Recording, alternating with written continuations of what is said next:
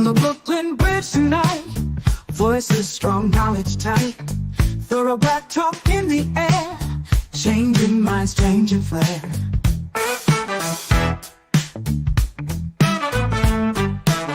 From Brother Tad to Sister Kate, warriors got things to say. Sister Marcia brings the heat, Brother Blacksmith keeps the beat. Revolutionary waves they fly underneath the open sky. Every word's a call to fight. Tune in, feel the ancestral line. Thursday nights, what we'll see. Black Hour Media on the spree. Facebook, YouTube, all aligned. Breaking free from every bind.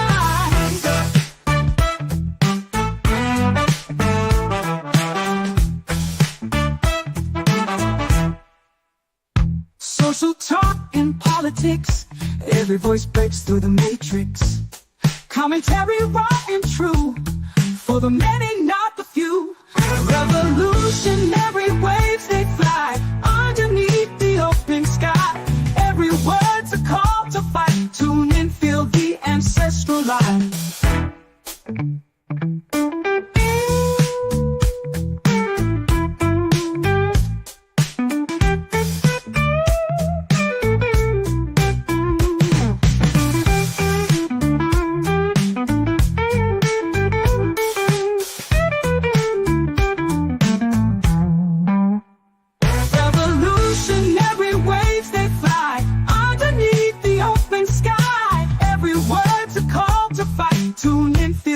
Ancestral line.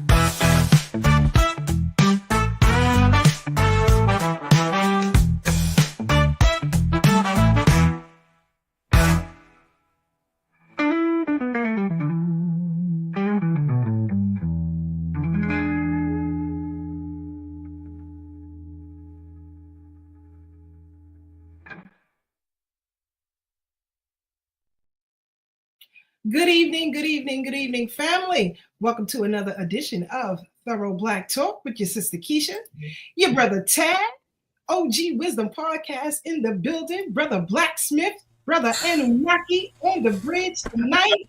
Let's get it. And Sister Marcia will be joining us in a few minutes. Glad to be back with y'all for another week of Thorough Black Talk Worldview. So much has happened since we were off last week. We have a new president, or as Brother Blacksmith always tells us, he never left in the first place. But we're going to let Brother Anunnaki get into it and give us his spiel tonight. He laughing, he ready to go in. We're going to let Brother Anunnaki do his thing in a minute, family. Also, I want to let you know that next week we have a guest. Well, we have several guests. Actually, next week, release of a new film, Messiah, is now available on Amazon Prime. So next week, we will have the writer, we will have the star of the movie, we will have the executive producer joining us as well. So we're going to tap on a little bit tonight, but next week we will really, really get into the film. I am excited that it is now available on Amazon Prime, and we're going to play a little clip in a few minutes, but we're going to let Brother Nanu rock out. Sister Farnessa on the check-in, Sister Joyce, Brother Monty, Uncle Jesse, Aunt Marie, Brownsville Finest in the building. Big Russ, Philly in here, Heavy, and Donna, and Brother Kerwin. Let's get it, family. Brother Nano.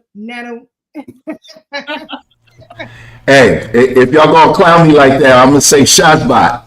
Look at C-Tad already started. How's my levels? I got on headphones, so hopefully it'll keep the craziness from going on. How's my levels? Your voice is kind of loud still. Yeah, but I can adjust it in the background a little bit. So okay, all right. If you want to do that, 1 2 1 2 while I get this mic check. Nano to everybody out there in the panel. Sorry we missed y'all last week, but you know we gonna rock out today. And my last article I'm gonna take from that on melanininstitute.blogspot.com. I wrote an article a few days ago. And basically what I'm saying in it is I was talking about the child support, what, a lot of people talking about basically out there in the world about TikTok and so on and so forth. So, like Sister Keisha just told y'all, and I've been telling y'all for a few years now, y'all gotta read this as a script. If you're not reading this as a script, you're gonna get totally lost in a movie that seems like it's just winding and winding and winding, and before you know it, the villain that's really the hero gets killed and the movie's over, and it's like, what happened? So anyway, with that said, what Trump is basically doing, and you've seen it first day of his administration, he's playing Captain Saberho by letting you think that, because he was the one that banned TikTok during his first administration.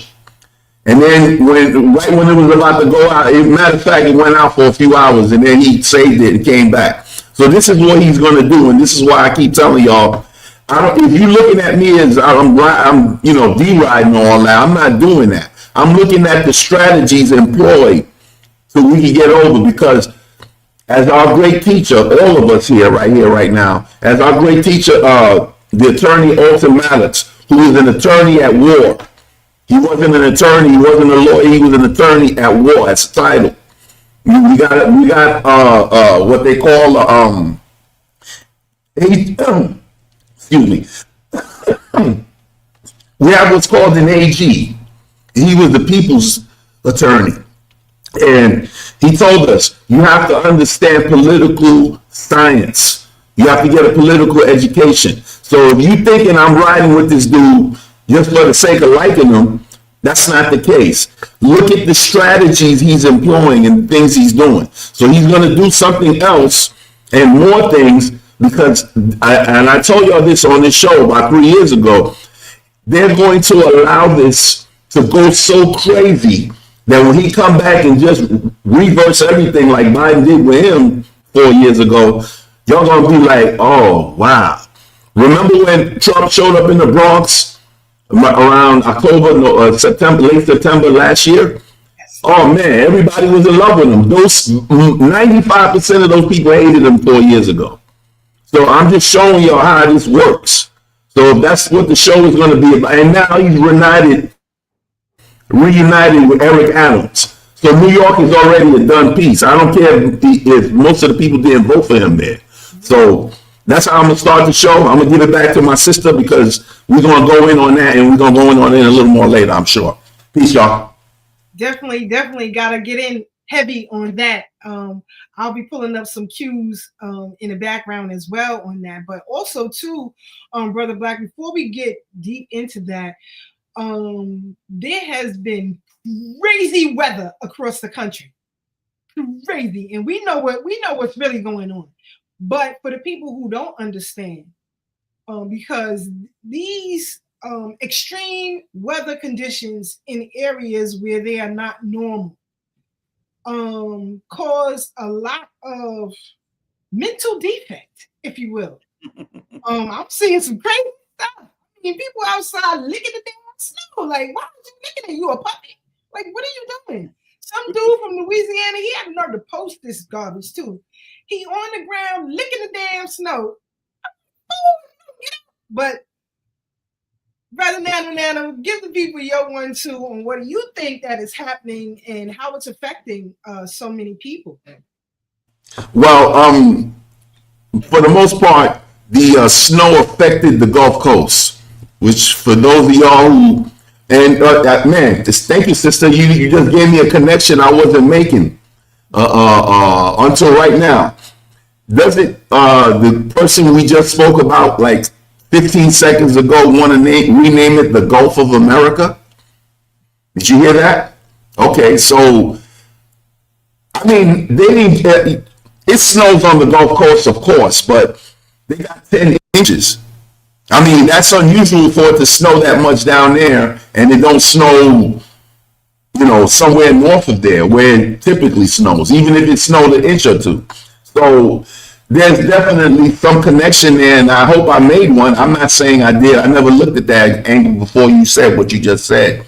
The inauguration date The snow, for the most part, started in the Midwest and targeted DC. That seemed to have been the epicenter of it. So we know about weather manipulation. I was on a post earlier with some people, and everybody was, the post was about manipulative weather patterns. And one dude on there saying that they don't have the technology. I sent them a link. Somebody else said something, and he said everything I needed to say, because I don't go too hard with people like that anymore. If you have the information, and everybody, there was like 11, 12 people on the post. He's the only one saying they don't have the capabilities. And it's not about them controlling the weather. They can't control it, but they can manipulate it. There's a difference, because if a wind take it this way, it might not hit the target exactly on point, but it'll get close enough to cause whatever effect that they want. So it's not about controlling the weather. It's about knowing, if you see these situations such as this, why now, out of all times in history, if it isn't some, funniness in the game, you heard? So, people want to believe what they want to believe. 15 years ago, there was hard denies. Hardly any, that is mainstream media stuff nowadays. So if you want to deny that, that's your business. It don't just snow on the Gulf Coast because the snow decided, okay, we're going to hit an area we rarely ever hit at all. So let people do what they want to do. Right, Brother Black, right. Right, exact. Everything that you said, and shout out to Big Mark. He said Hawk is working overtime 100. Yes, indeed. We already know. We ain't dumb. Brother Carol, South Kakalaki in the building. He said this is the work of the Most High. You know it's a problem if most of Florida has snow and ice. Absolutely. Absolutely. It's been brutal. Sister Keisha, one more thing. Where's Trump's primary residence these days? Yeah, outside the White House. Say that again? Where's Trump's primary president these days? Residence. Florida. Mar-a-Lago. That's it. Florida. But like you been Brother Black. But I wanted you to touch on the fact that these weather modification instances that are happening, how they affecting so many people mentally right now. I don't know if you've seen it, but like I said, I saw a video and I'm like, is this fool looking at the ground? I'm like, is it crazy? Hey, Sister Keisha, I've been in the South for a minute now, and for us who's so used to snow and long winters and all that, it's shocking. These places shut down for a week when they get 2-3 inches of snow, and then it turns into ice. If you more than an hour late in Chicago, New York, or places, Detroit, where it get cold all the time and those things happen, people looking at you side eye like, yeah, we know you just slept and you just came in late because you got the perfect excuse. But as long as you stay a little over, we don't care. But people down here, it's a whole different mentality. They don't even have the equipment because it happens so rarely. So it's a different mind state. And when you down here for a while, you just adjust. You know what I'm saying? So for us, it's nothing. For them, it's like, man, you see that snow out there? You look outside, it's like 1.5 inches. It's like, yeah. That's all you can do. Crazy though, man. Just stop licking the damn snow. I don't care. You didn't get it before. You don't get on the ground. You don't be licking no damn snow. You ain't no damn puppy. Get up off the damn ground. I don't care. But we recent shooting in Nashville. Again, here we go with the stuff again. But this time, a little black kid who in his manifesto said that he hated himself. He didn't like being black. Black people were degenerates. He, put white shoe polish on his face. In his social media, he worships people like Adolf Hitler, Candace Owens, Kanye West. So these are the things, but what I'm seeing is a mental breakdown, if you will, with plenty of folks. This is nothing new, but plenty of folks out here bugging. Now, especially since, the re-election of President Donald Trump. people out here losing their mind, people putting scare tactics on social media platforms.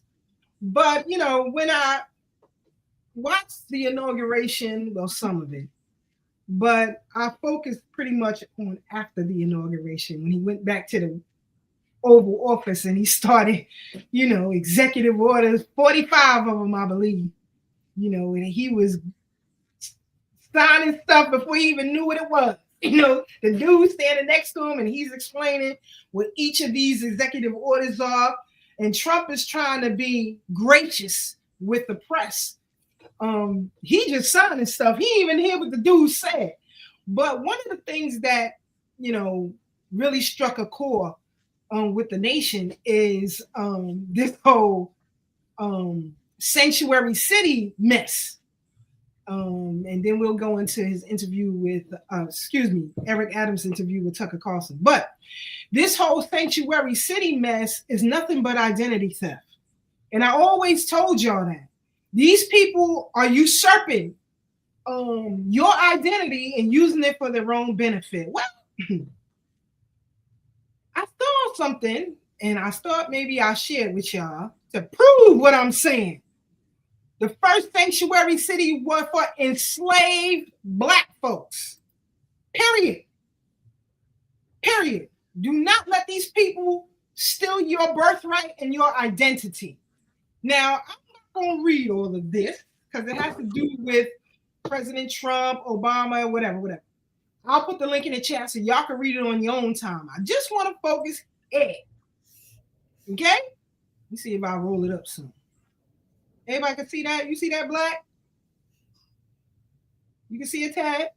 Yeah. All right, good. All right. Sanctuary cities actually have a long history in America that has always been bound up in a good way.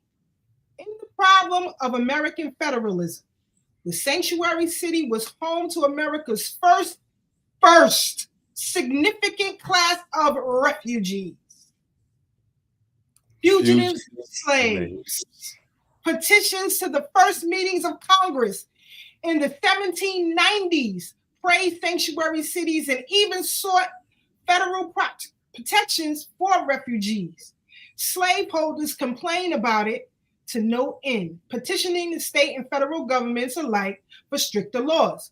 The problem, claimed slaveholders, was that existing federal law, the Fugitive Slave Act of 1793, was insufficient to guarantee slaveholders their rights, protected explicitly by Article 4, Section 2 of the Constitution. Chief among slaveholders' demands was that state officers, law enforcement, magistrates, and judges alike be compelled to enforce the Fugitive Slave Act. So, when you had these cities after 1825 who abolished slavery, these cities became the first sanctuary cities for enslaved Black folks.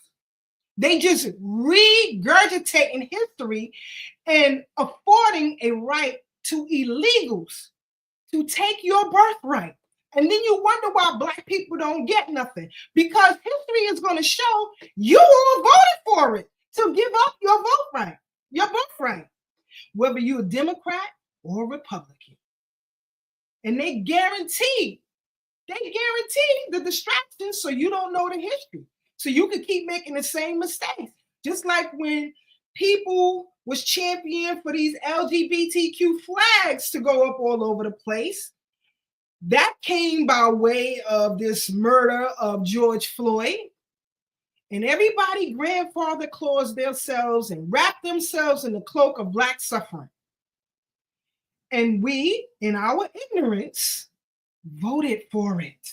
You voted to give away your birthright. And then you wonder why we can't give reparations. Because y'all don't understand history. And as Brother Black said in his interim, we were trained to understand political science and how it works. The bedrock of political science in this country is Black history, period. Period.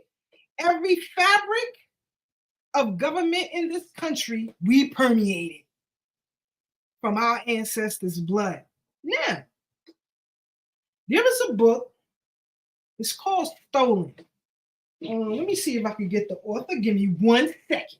But if you Hey, Sister Keisha, real quick, can I say something?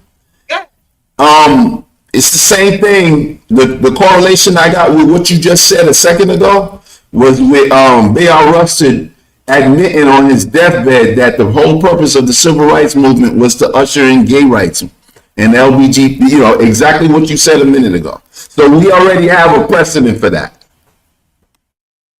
And black people love to shout Bayard Rustin, that pedophile. But we're going to get into that, him too, because something was posted on social media that came across my desk that I definitely got to get into. But the book is called Stolen: 5 Free Boys Kidnapped into Slavery in Their Astonishing Odyssey Home. You have got to read this book. It's by Dr. Richard Bell.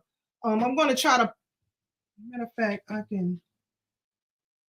going to forward it to the computer so you guys can see it. But this, and Dr. Filet is on the check-in. Shout out to MWM. But this particular book talks about the true story of 5 young boys from the ages of 4 to 15 who were kidnapped and sold into slavery, I think in 1827. Now, what you have to understand is that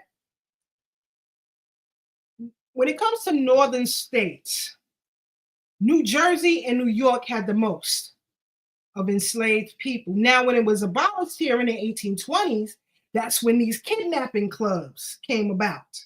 So they were kidnapping predominantly children. 1 in 3 persons kidnapped were children, kidnapping them and selling them in places like Louisiana, Mississippi, and Alabama, deep down south, because the price for enslaved persons were a little bit cheaper in Mississippi and Alabama in particular. Now, what you have is these kidnapping clubs who kidnapped these 5 boys. 4 of them lived to tell their story, and some of it is in that book, Stolen. But the same co-conspirators that you see today involved in trafficking of children and all of that, the same co-conspirators back then. Yes, there were some black women involved too, because children ain't gonna come, especially during that time. If a white woman came up to a child who was free and said, "Let me give you some candy," they're not gonna go. This is where our parents and great-grandparents told us, don't take nothing from strangers, right? You don't take candy from anybody. You ever thought, where did they get that from? Why did they start saying that? It's because of these kidnapping clubs. And y'all don't have to believe me. Read the goddamn books yourself, okay? It's explained in that book. The same sayings that you hear today, our foreparents said it back then as a way to protect the children. Now, it was easier for them to steal children and sell them into slavery than it was adults, because adults, especially men, are going to fight back. So it's hard to kidnap a grown man unless you got a group of folks with you. You understand? But it's easier to take children. And so the majority of those who were kidnapped and sold into slavery, I think, as a matter of fact, in that book, Stolen, it was the mayor of Philadelphia at that time. Watson was his name. Can't remember the first name, but I know his last name was Watson. He advocated so that the children could be released. Now, when folks were kidnapped back then, if you didn't have anybody white to vouch for you, you could forget it. So connect the dots with black people today. If white folks are involved in it, you don't want no parts of it. Just like politics. If white folks ain't involved, you don't want no parts of it. Nothing changes. It all remains the same. But until you study and learn history, you're going to keep fooling your damn self. I want to know about Timbuktu way back then. I don't care. I want to know what happened to my folks right here, right now, on this damn soil. Who sold us? Right. Who kidnapped us? Who didn't come to get us? Who didn't save us? And who didn't wage a war on our behalf? my measuring stick of how I operate out here. Brother Ty, your thoughts on the history of the kidnapping, these sanctuary cities and some of the things that our parents use and why? Well, we know a lot of our culture is steeped in the racism that we see today. So this book you're talking about, this is new to me. Sanctuary cities for us is new to me. So I'm sitting here as a student tonight and I'm loving it. And I do have a question for Brother Anunnaki though. Do you think, yeah, brother, you know I got questions for you. Do you think this Arctic blast coming through the southern states and places like Florida, the Carolinas, Georgia, do you think that's because the fifth dimension is opening and they didn't close the door back fast enough? Like, what's your thoughts on the weather? It's Sister Keisha. Mute his mic because he going off topic. That was like 15 minutes ago. Now he back on. I've been silent the whole night because I'm learning tonight.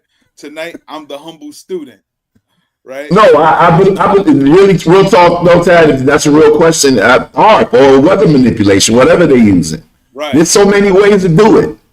We see them talking about Trump is, putting money into Stargate. You know, we know people are serious about this dimension hopping. We know about the computer CERN, and particularly with AI right now, we don't know what's real and what's not anymore.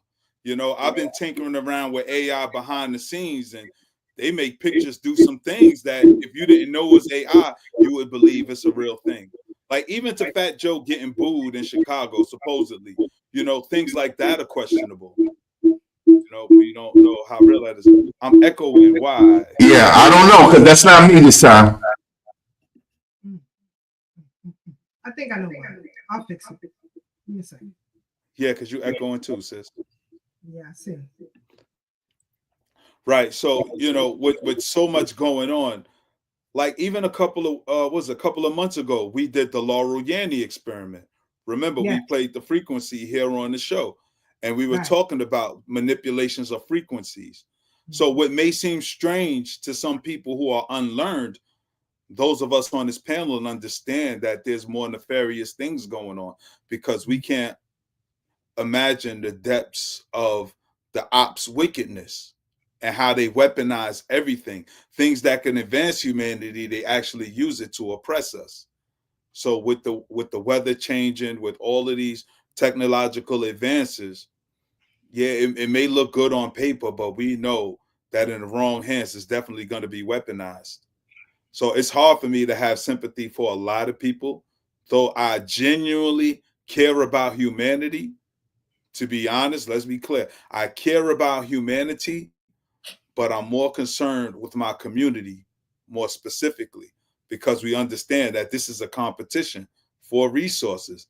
That's financial, that's land, that's culture, just the right to express ourselves and what moves us forward as a community, and we see that constantly being oppressed. So, Sister Keisha, with that being said, what's your position on supposedly Trump banning the DEI and the quote unquote affirmative action? Because I know you touched on the DEI about, our identity theft, but I want you to peel back some of them layers on it for those who may not know why we call it an identity theft. Well, first of all, I'm glad. I have no problems with it. I have no problems with it.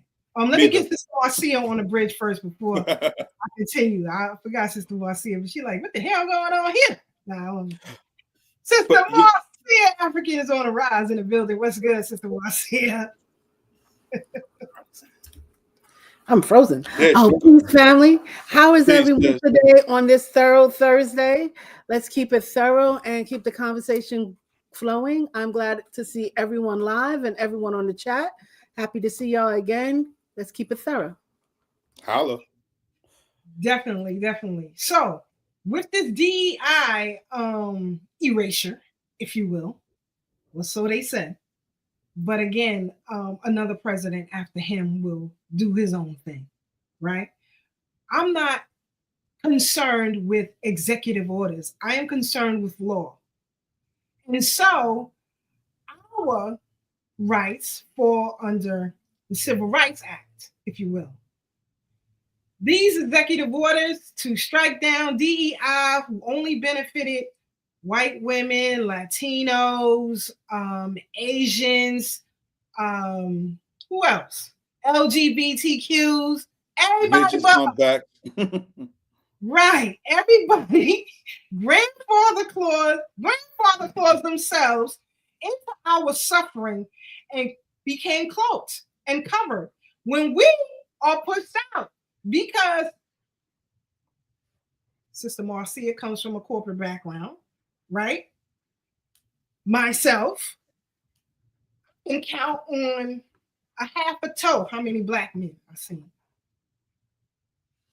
And in my position, you never see black women in. Sorry, but you don't. You just don't. You don't. So who was it benefiting? Who was it benefiting? And again, I have to remind you all, you voted for it. That's the sad part. That's the sad part, Brother Tad. And people don't get it. They've been shoved so much foolishness, as Black said before, so much foolishness, Brother Tad, that they now accept it as fact. That we have to grab everybody else and take them with us. But ain't nobody grabbing our black asses and taking us nowhere.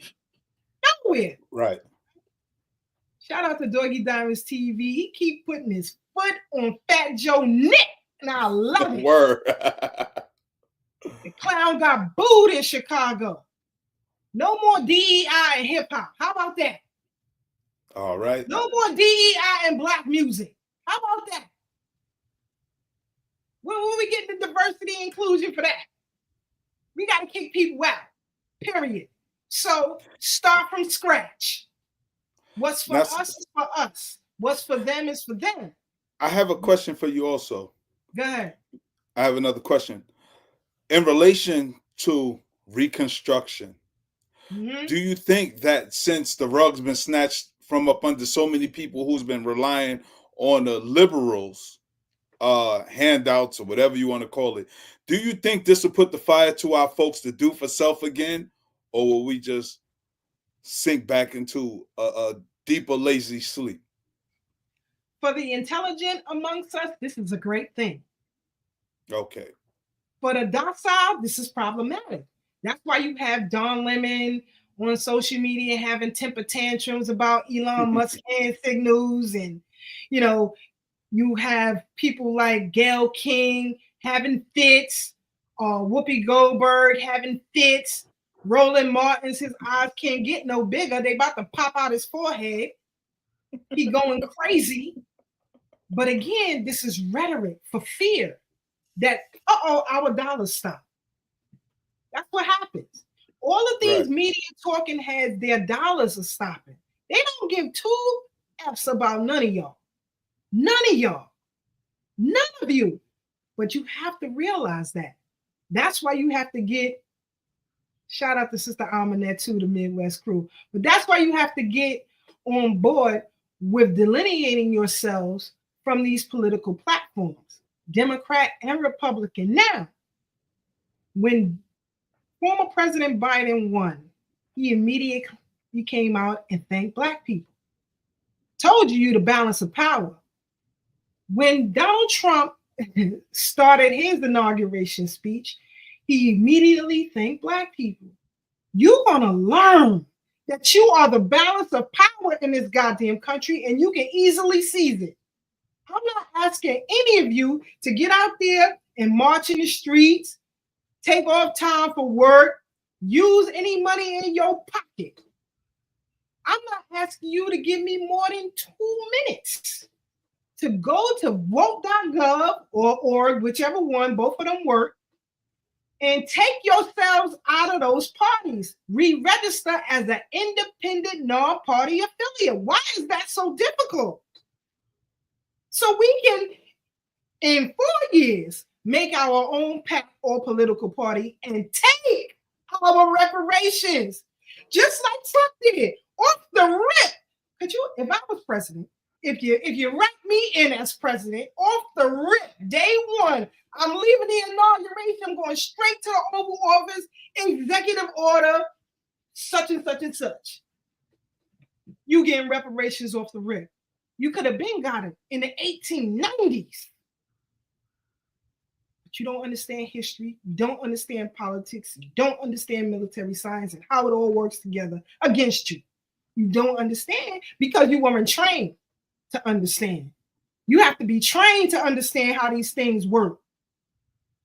So continue to watch Thorough Black Talk. You can get a breath of what's happening. Now let's get into these executive orders Mr. Trump laid down. Here we go. Can y'all see that? Yeah, y'all see it. All right. Let's go. Executive Order 13985 of January 2021. Advance racial equality and support of undisturbed communities through the federal government. How did that benefit Black Americans? Somebody tell me in the chat how, and I'll wait. I want you to put the chat how. Come, bring me your best. Go find your best and put it in the chat. And tell them put them in the chat. Executive Order 13986, same date and time, year, ensuring a lawful and accurate enumeration and appointment pursuant to decennial census. No more 10-year census, because the last census has some folks in there that shouldn't have been in there. No more. Executive Order 13987, same date, time, and year, organizing and mobilizing the United States government to provide a united and effective response to combat COVID-19 and to provide the United States leadership on global health and security. He got rid of them. We out of the World Health Organization. We out. Right. He signed that. How many of us lost employment, lost family members and friends to disagreements and death through forced vaccination? We ain't got Fauci to lie about it and say he didn't mandate it. We ain't got all night to count it all up, Brother Tad. That's how crazy it is. But again, history is going to show you're going to suffer. I'm telling you, history going to show you voted for this shit. Okay? Let's move down here. This is what I wanted to get into. Where's that with the Asians? Yeah, they stuff got revoked too. The Asians. Where is that? If you see it, let me know. It shouldn't be that far down here. I'm in the 140, so it shouldn't be that far down. But yeah, that was revoked too. That's it. Executive Order 14021, March 2021. Guaranteeing an educational environment free from discrimination on the basis of sex, including sexual orientation and gender identity. No, you can't sit next to me in class identifying as some kind of animal or whatever else you want to identify. Stop trying to force this nonsense on people. We have a right to disagree. Nobody gave me no protections when I was going to school in a 98% white neighborhood in Brooklyn, New York, and most Black people who grew up here can't even tell you what the hell it is. That's how isolated they are. But I went to school over there, and I have to deal with them goddamn racists on a daily basis. And what school is that? James Madison in Marine Park. Now, yeah, I'm about to say I can't tell you. How many people you know live in Marine Park or ever lived in Marine Park? So I'm trying to figure out, where is Marine Park? Is that by Sheepshead Bay, somewhere out there? At the end of Flatbush Avenue, man. Come on, man. You from Brooklyn? You don't know that? Look, I don't go out there. That's her point, bro. What I'm doing in Marine Park? Beach. You're talking about Bath Beach, Brother See? Black. Yes, stay out of Brooklyn Marine business, Park. Brother Bronx. That's Bath Beach, what he talking about. He's talking about Marine Park. Marine Park begins at Quentin Road. Now, you ever heard of Quentin Road? Black people don't go there. It's the most racist segregated place in Brooklyn. Forget Bensonhurst. Take your ass to Marine Park and handle it out there after dark. Go ahead by yourself. Come on. But anyway, nobody offered me none of those protections. I had to fight my way out on a daily basis. I had put in handcuffs by the police on a daily basis. So don't tell me about no protection for no LGBTQ. The hell with y'all. I don't care. This climate change garbage, I've had enough. You're not forcing me as a homeowner to purchase a certain amount of solar panels that I gotta move my stove from gas to electric and all this whole foolishness. This is craziness. It was all a money grab for people in Congress. It was all a money grab. Everybody in Congress gets money grabs. That's why they advocate for bills. That's why they post legislation. It has nothing to do with you. It's whatever group is going to pay them the most amount of money or get them the most amount of perks. Period. I saw what you was talking about with the Asians too. Oh, you did? You saw it? Hold on. Go down just a little bit. It's I think it's 36. 36. Come down. Oh, 35. There you go. All right, here we go. 140, 31. All right. Same date, time, and year. Advancing equity, justice, and opportunity for Asian Americans, Native Hawaiians, Pacific Islanders. What have Asian Americans done for you? Go ahead. They didn't hold the vote for Biden, who wrote all of this mess. They didn't hold a vote for him. We did. That's what he said out of his own mouth. We did. Where you at over here? I'm still waiting. You ain't gonna find it because it don't exist. Nothing. White House initiative on advancing educational equity, excellence, and economic opportunities for Black Americans. Where? I'm still waiting for my application approval into the Brooklyn Business Bureau. I'm still waiting. So who helping me? Sister Keisha, can I get in on that real quick?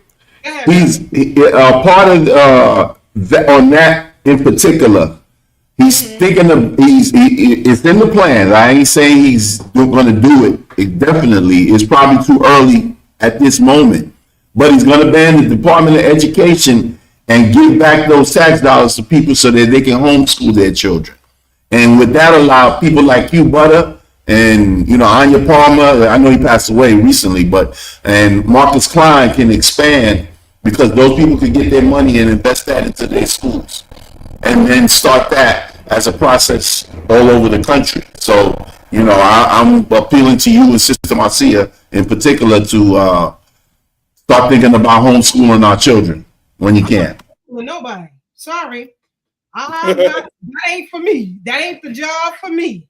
Trust me, because I will be coming to class with a belt and tear some of y'all kids' ass up because they hard-headed. I'm not playing with you. So you don't want me to be the teacher because your kids going to get their ass whooped with me. I'm going to tell you that right now. You, listen, don't send no kids to school with me. It's going to be a problem. No, I'm just kidding. Don't have him write another executive order just for you now. Hey, do not whoop my kid ass. That's what will happen. But I'm just saying. I'm just kidding. But anyway. They deserve a nice little tap on the rear end. Nah, they deserve a little tap on their rear end. They're not getting it at home. When I had the class up at the retreat, you asked them how my group was. We playing, listen. And they all love you for it. Tell your mama to come see me. Holler at me. Come on. I'm that. Tell your mama I'm her. Come on. I ain't have no problem with my crew. Ever. You hear me? Other troops, more unruly, but not my crew, because we ain't play that kind of stuff. I'm not playing. I'm going to treat your child the same way I treat my child. If my child is out of rep, she going to get it. You understand? So with yours. So if you didn't want your child with me, don't sit up here with me. People sent their kids up there every year from all over the world. They sent their kids every year. I must have been doing something right. So if I was running the school, you have some little let me be quiet. Let me continue. The black trying to get me in trouble. Executive Order 14075, June 15, 2022. Advancing equality for lesbian, gay, bisexual, transgender, queer, and intersex. I don't even know what that is. Individuals. Anyway, how does this benefit me? It don't. How am I getting a benefit out of it? This is how you got to look at politics. This is how you, if it's not beneficial to you, don't engage. I don't benefit from DACA. I don't benefit from none of these bills that we saw here. I don't benefit from none of that. So I wasn't taking my black behind out there voting for it. But y'all did. And when the hammer came down on y'all, a lot of people was ticked off. You know, we losing our jobs. We getting mandated to take these jabs. You know, I tried to warn y'all. White House initiative on advancing educational equity, excellent equality, economic opportunity through Hispanic serving institution. How the hell does that benefit me? How? I'm not Hispanic. So that don't benefit me. So why would I engage in such? This is the problem. We got to look at things. And let me tell you something. Wherever you live at, you should know your local laws, your state laws. You should know the federal law that's governing your particular state, because it's different depending on the region that you're in. You should know every government office that is held in your area, what they do and how they do it, what their budget is, how they spend their budget. When you understand these small things, history will open up your eyes. You'll see that everybody, and even big business is on this list too.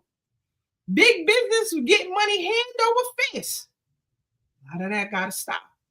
They just arrested, I think, 5 people today for that PPP loans or whatever they was called. Yeah, y'all keep playing around with these folks. You keep playing, you're going to get your wake-up call like Vivek did, right? Vivek Vishwami, right? He got his You Ain't Us wake-up call on Ann Coulter's show. She made him perfectly clear to him. Nah, you ain't one of us. And she told him, I wouldn't vote for you because you're an Indian. That's what she told him. She's very frank and direct. Can't hate her for that. You see, we have become conditioned, Brother Tad. We have become conditioned to accepting soft racism from our enemies. We prefer it that way. That's why people vote Democrat. They are more racist and diabolical in policy than any Republican. And I'm not championing Republicans, because I got bones with their asses too. However, the Democrats from its inception on the first ticket said no Negro equality ever. That was the principle that they ran on. That's the philosophy of that party. It never changed. And I ask all of y'all, bring me your best. Tell them about me. Bring me your best. And I will destroy their argument. Because, listen, a fact is something that is backed up by evidence. The party's history is evident. You don't need nothing else. So I want us to think and be a little bit more wiser on how we move politically in the future. We cannot continue to do the things that we're doing and expect to win. We are going to lose. And for my brothers and sisters from the diaspora who reside on these shores, understand that being an ally for us is an ally for you. Being an ally to us is an ally for you. Remember, Ramali Graham's parents ain't from here.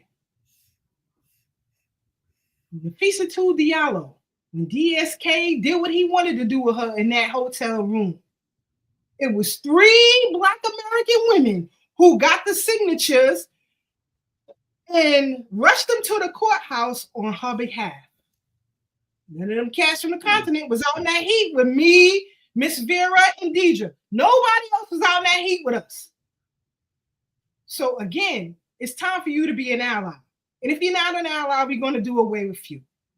Like they did in Chicago with Fat Joe. Here's the thing. I wouldn't have went to the show in the first place because I'm not giving the pig my money. You booed him, but he still got your bread, though. You shouldn't have went there. Which is crazy to me. Okay, with symbology. If I was in Chicago and he came out there, I would have did the same thing.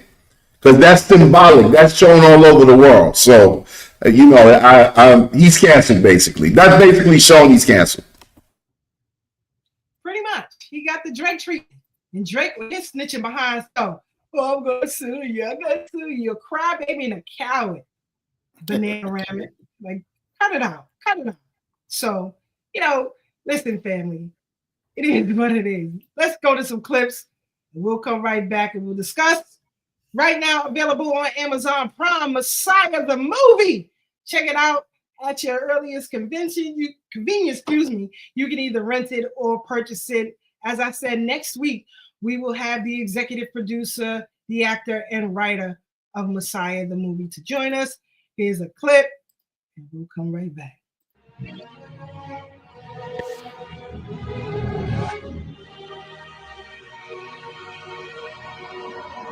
I unequivocally reject the racist assumption of white America's ideology that God created the black man inferior. Because if Negroes are created in God's image and Negroes are black, then God too must in some sense be black.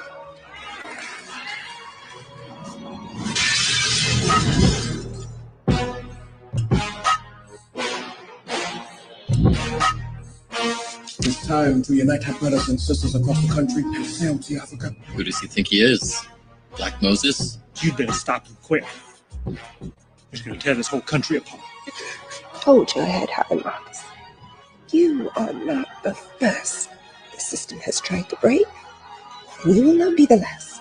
The future of our people relies on you. Africa for the Africans! So again, you can watch that on Amazon Prime. The goal is this be the first installment of a series because there is much more to be told. A lot of people who have checked out the film of me asking them to do so knew nothing about Garvey. The full-fledged adults knew nothing about Garvey. So again, let me be clear. The writer, director, executive producer, Foundation of Black Americans to tell the story. Because they wasn't doing it in Jamaica. I'm going to tell you that now. Now they champion. Now you're seeing the Gleaner writing about Messiah the movie and all of that. But they treat Garvey like trash in Jamaica.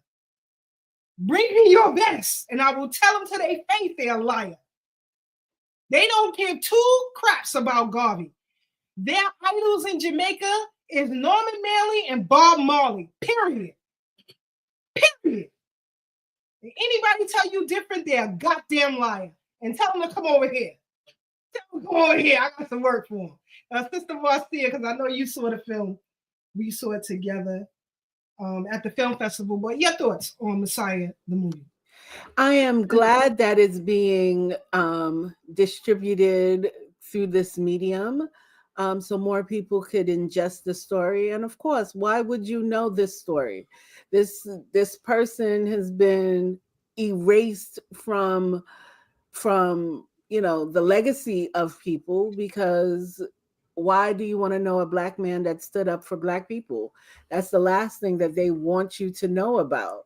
And also with the what they did, they pardoned him as if he did something wrong, right? They pardoned him. This is a stepping stone to having more people have conversation, and why a pardon means nothing to Black people when Black people never done anything wrong.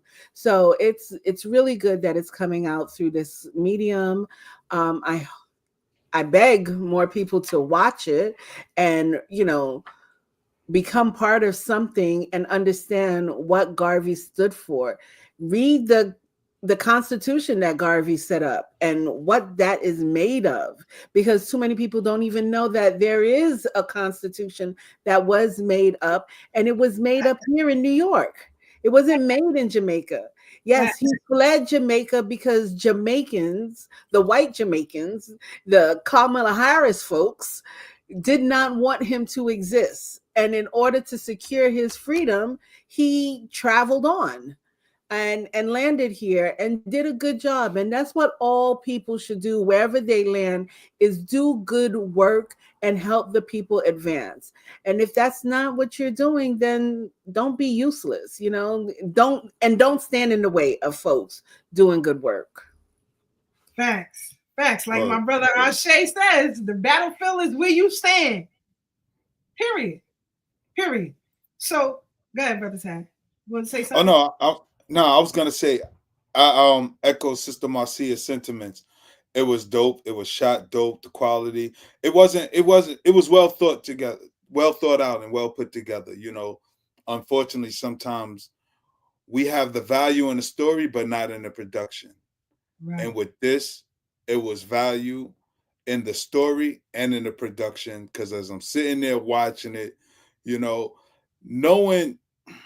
What can I say? Knowing the blanket things that went on with it, but to hear the dialogue and to see the court case, because that's what it was focused on, you know, imagining the conversations him and Amy were having, you know, I thought that was super dope, and it gives you a deeper perspective on what Garvey was really dealing with, particularly with his passion and his fire, because you don't see that anymore, you know. Right. And what I was going to say, Sister Marcia, in terms of them pardoning him, I know for us it's not big, but I know that's one thing that his family was fighting for.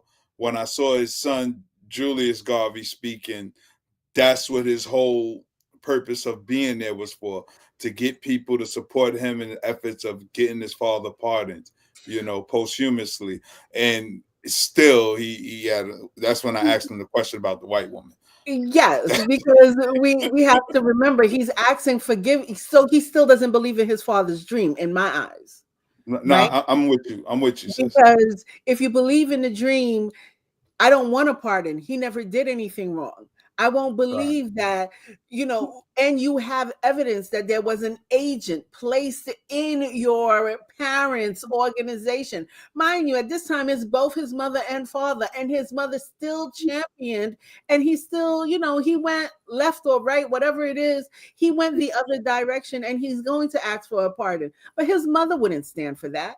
His mother would not stand for that, for the mere fact that they did nothing wrong. What they ask for is for people to be able to live freely amongst this country, in this country, and in any other country around the world. Yet that's not the answer. You know, he went to the quote unquote, you know, Klan and said, yo, leave my people alone. You're doing this, you're doing too much. And someone said, no, you're doing too much, and you know, we got to trap you up. And they trapped him up. And if you want to look at, they said mail fraud or anything like that. So let's look at mail fraud in all the postcards that was sent saying, oh, look at the barbecue that we had last week. That's implicit. The U.S. government is implicit, because that is a postal office, as they said through Garvey, right? That, oh, he sent something through the mail. Well, they sent, you have evidence as post of deletions. Yeah, exactly. So let's use that as our sitting argument. You want to fight? Let's fight. I'm ready to rumble. I'm not an attorney. Let's go. I don't want no smoke, sis. Sis meant that shit. She said, "You want to fight? Let's go." And thank you, Empress Chief, for clarifying that the demand is really for exoneration and not pardon. That's right. Get that smoke in his name. Attorney Walter Maddox and Fred Dean tried to petition the court for exoneration for Marcus Garvey during the Freedom Party's run. That's another part of history y'all don't know about. All right, so make sure you keep that in your repertoire. MWM will soon introduce the exoneration saint for Callie House. Absolutely, she's another one whose stories need to be told. Definitely. People talk about Queen Mother more. Callie House.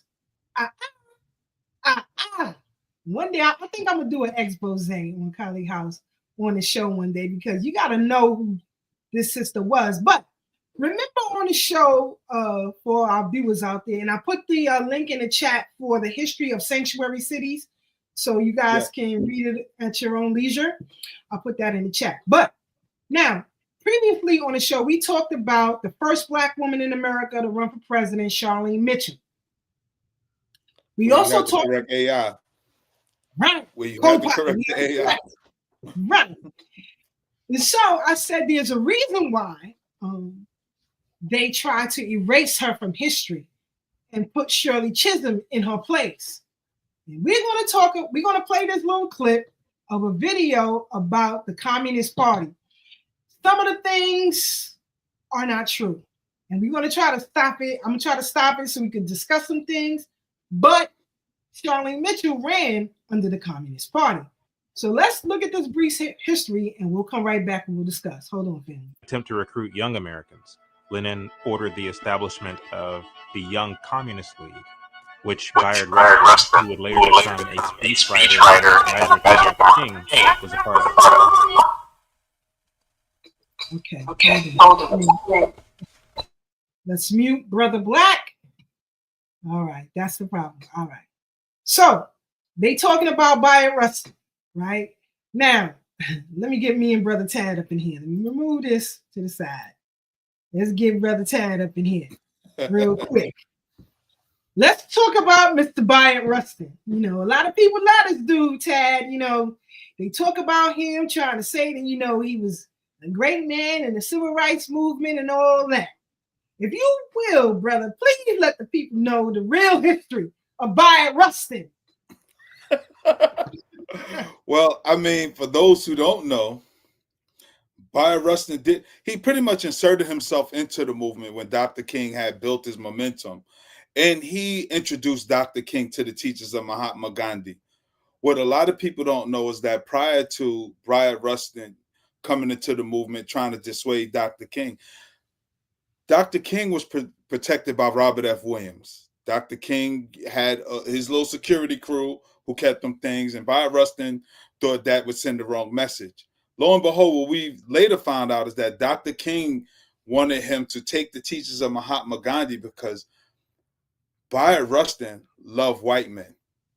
That was this thing. And he knew that with all these strong Black men, particularly Robert F. Williams, who was the North Carolina president of the NAACP, he was constantly protecting Dr. King, and he had them things, and he wasn't afraid to use them, right?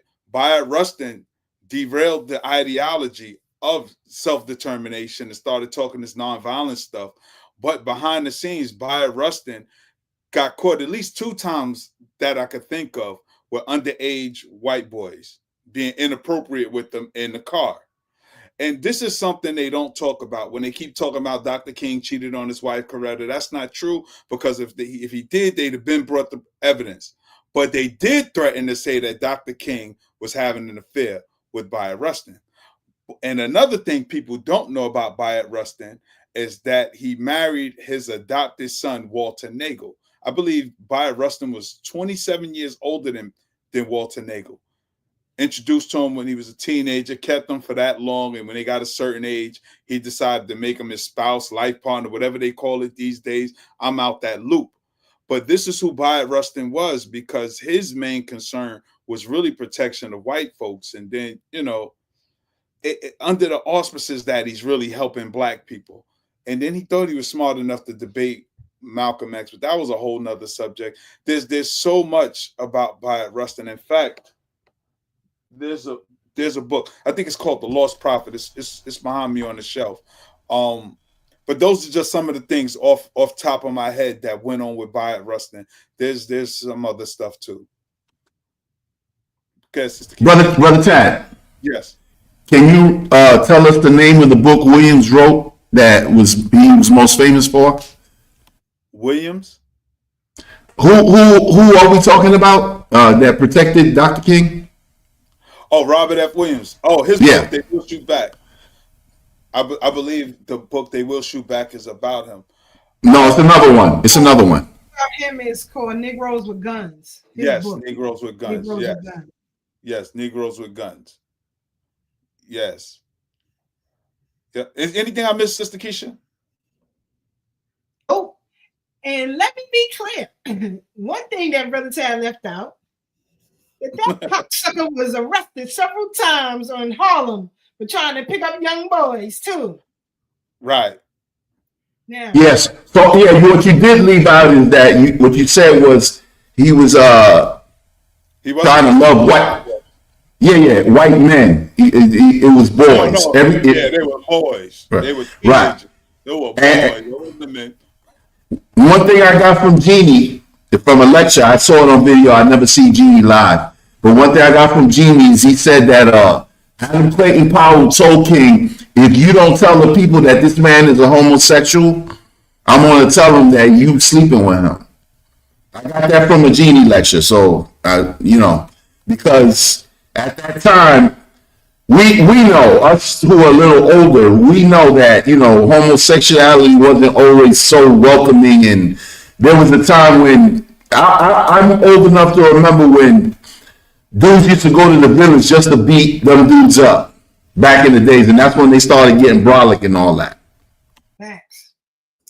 I remember when it was happy. Oh, you're so gay. You're so gay. That's what I remember. Look, they done hijacked all the language because remember when you move smooth, you was moving on the down low. You better not be on the down low this day and age. Remember, you do something with we gonna go over here, but keep it on the down low. Nah, ain't none of that no more. They done hijacked. They done stole the rainbow from the kids. You can't do it no more. They didn't even stole the genders now. It's cisgender. The first time I was told I was a cis male, only thing I know about cis is sisters and sissies. I ain't no cis nothing. And it's like, no, that means you're a straight man.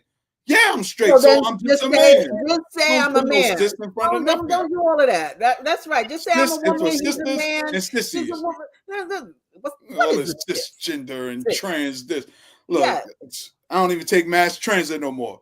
No transportation, no Trans Am, no trans fat, no transparency, no translucent. Nothing. Hey, Tad, remember when it was hey? Now it's hey. Words. I don't even say hey no more. I just say what up. Yeah. But see, I blame your neighbors. Hold up. Now, Black, I blame your neighbors. You from the Bronx. I blame them Harlem boys. Because they was hollering, ow. Don't act like them dudes was going, ow. I was like, what the?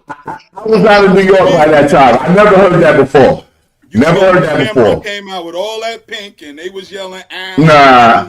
B, Jim and all them. Yeah. Pink is a masculine color. That's that Bronx catching. Historically, pink is a masculine color. No, historically, men like the pink stuff. Stop. No. Historically, men like pink. I'm done. Don't do that, Black. See? That Harlem / Bronx stuff is y'all only across the street from each other.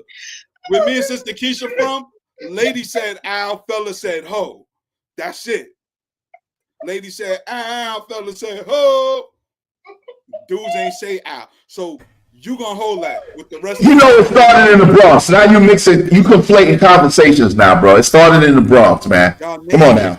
Like Queens is our family. Harlem is yours. So you hold that. Take preacher Healy with you, snitching out. Take all of them with you. Take all them subpar cases. We're about to deport Fat Joe to your hood. Please don't.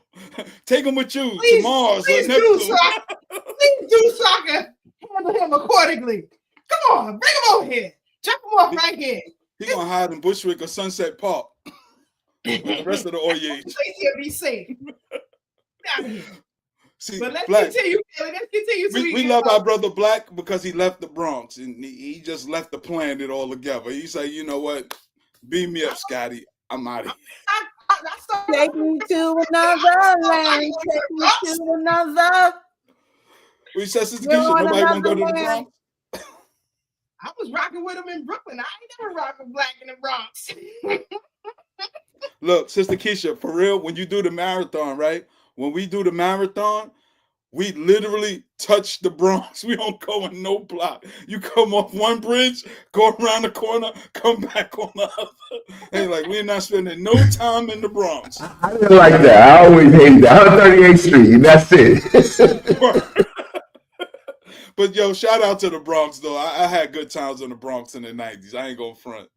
But that's when the whole New York was wild. You know, Brooklyn, we go anywhere. For real. Let's continue, Philly. We'll come right back to learn about some history with Black people in the Communist Party. Public accommodation, decent housing, integrated education, FATC, and the right to vote. What do you say? One of the early leaders of the Young Communist League was a man by the name of Daniel Rubin, who, just before his death in 1915, gave a really revealing account of how involved the communists were in the civil rights movements throughout the 1900s. The party was smaller and it had to work in different ways, not bragging about or showing the red flag everywhere. The Soviet Union saw race in America as the perfect opportunity to poke and prod to create the friction needed to create revolution. This was the plan of the Communist Party since the Second Congress of the Communist International, 1920. John Reed, an American journalist, he was an attendee. He brought forth the issue of the Negro in America to the convention. He says that there's been no real instance of serious racial consciousness raising in the United States amongst Blacks. They didn't see themselves as this race of folk who had to try to fight to overcome racial oppression and these kinds of things. They didn't see themselves that way. He talked about Booker T. Washington, that Booker T. Washington's organization was hell-bent on doing the bidding of white capitalists. Vladimir Lenin came to the conclusion that at every instance, what communists must do is point out any form or example of discrimination, bigotry, oppression. It must be the point of the Communist Party to make sure that we highlight it, that we exacerbate, that we even help to sort of bring it about whenever we can, in order to radicalize the Blacks in the United States so that we can cultivate and that we can raise a kind of racial consciousness. We are the reservoir of cheap labor. They keep us unemployed to drive wages down, last to be hired, first to be fired, menial jobs only, porter, domestic work, stevedores to unload asphalt.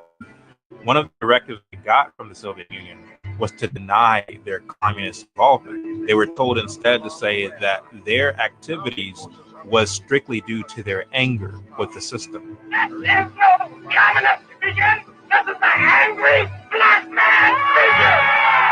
They'll lie to try and move their agenda forward. The 20 million black men of America get angry that America won't have to worry about communism, to worry about progressive black people in America. We were a significant factor in the whole civil rights revolution. The party leadership concluded that this was a new third stage in the democratic revolution of the United States. So we considered it very, very important. The Comintern gave their operatives in the civil rights community a directive to turn the Black community into a direct replica of the communist bloc. And they've done it. How can you win? How can you win? You can't win. The game is fixed. When it comes to my people, everybody seems like they hate us. So it's us against the world. People want to talk about, well, there's plenty of people who pulled themselves up by their bootstraps and got it on their own. Why can't they do that? A situation that we've been put in to not win and not succeed. Look at Tulsa, Oklahoma. Everything that you gained and you earned was taken from you. That was Tulsa. That was Rosewood. Even what we know today as the Tulsa Race Massacre. That event is used by activists and politicians year after year to send the subliminal messaging that the free market doesn't work for Blacks because white capitalists will always come and burn it down. When we get on top, that's when the ops come and try to control and break things down and tear us down and make us start all the way back up. They credit the Nav Negro article for inciting a racist white mob to descend on Black Wall Street and burn down their business district and their homes.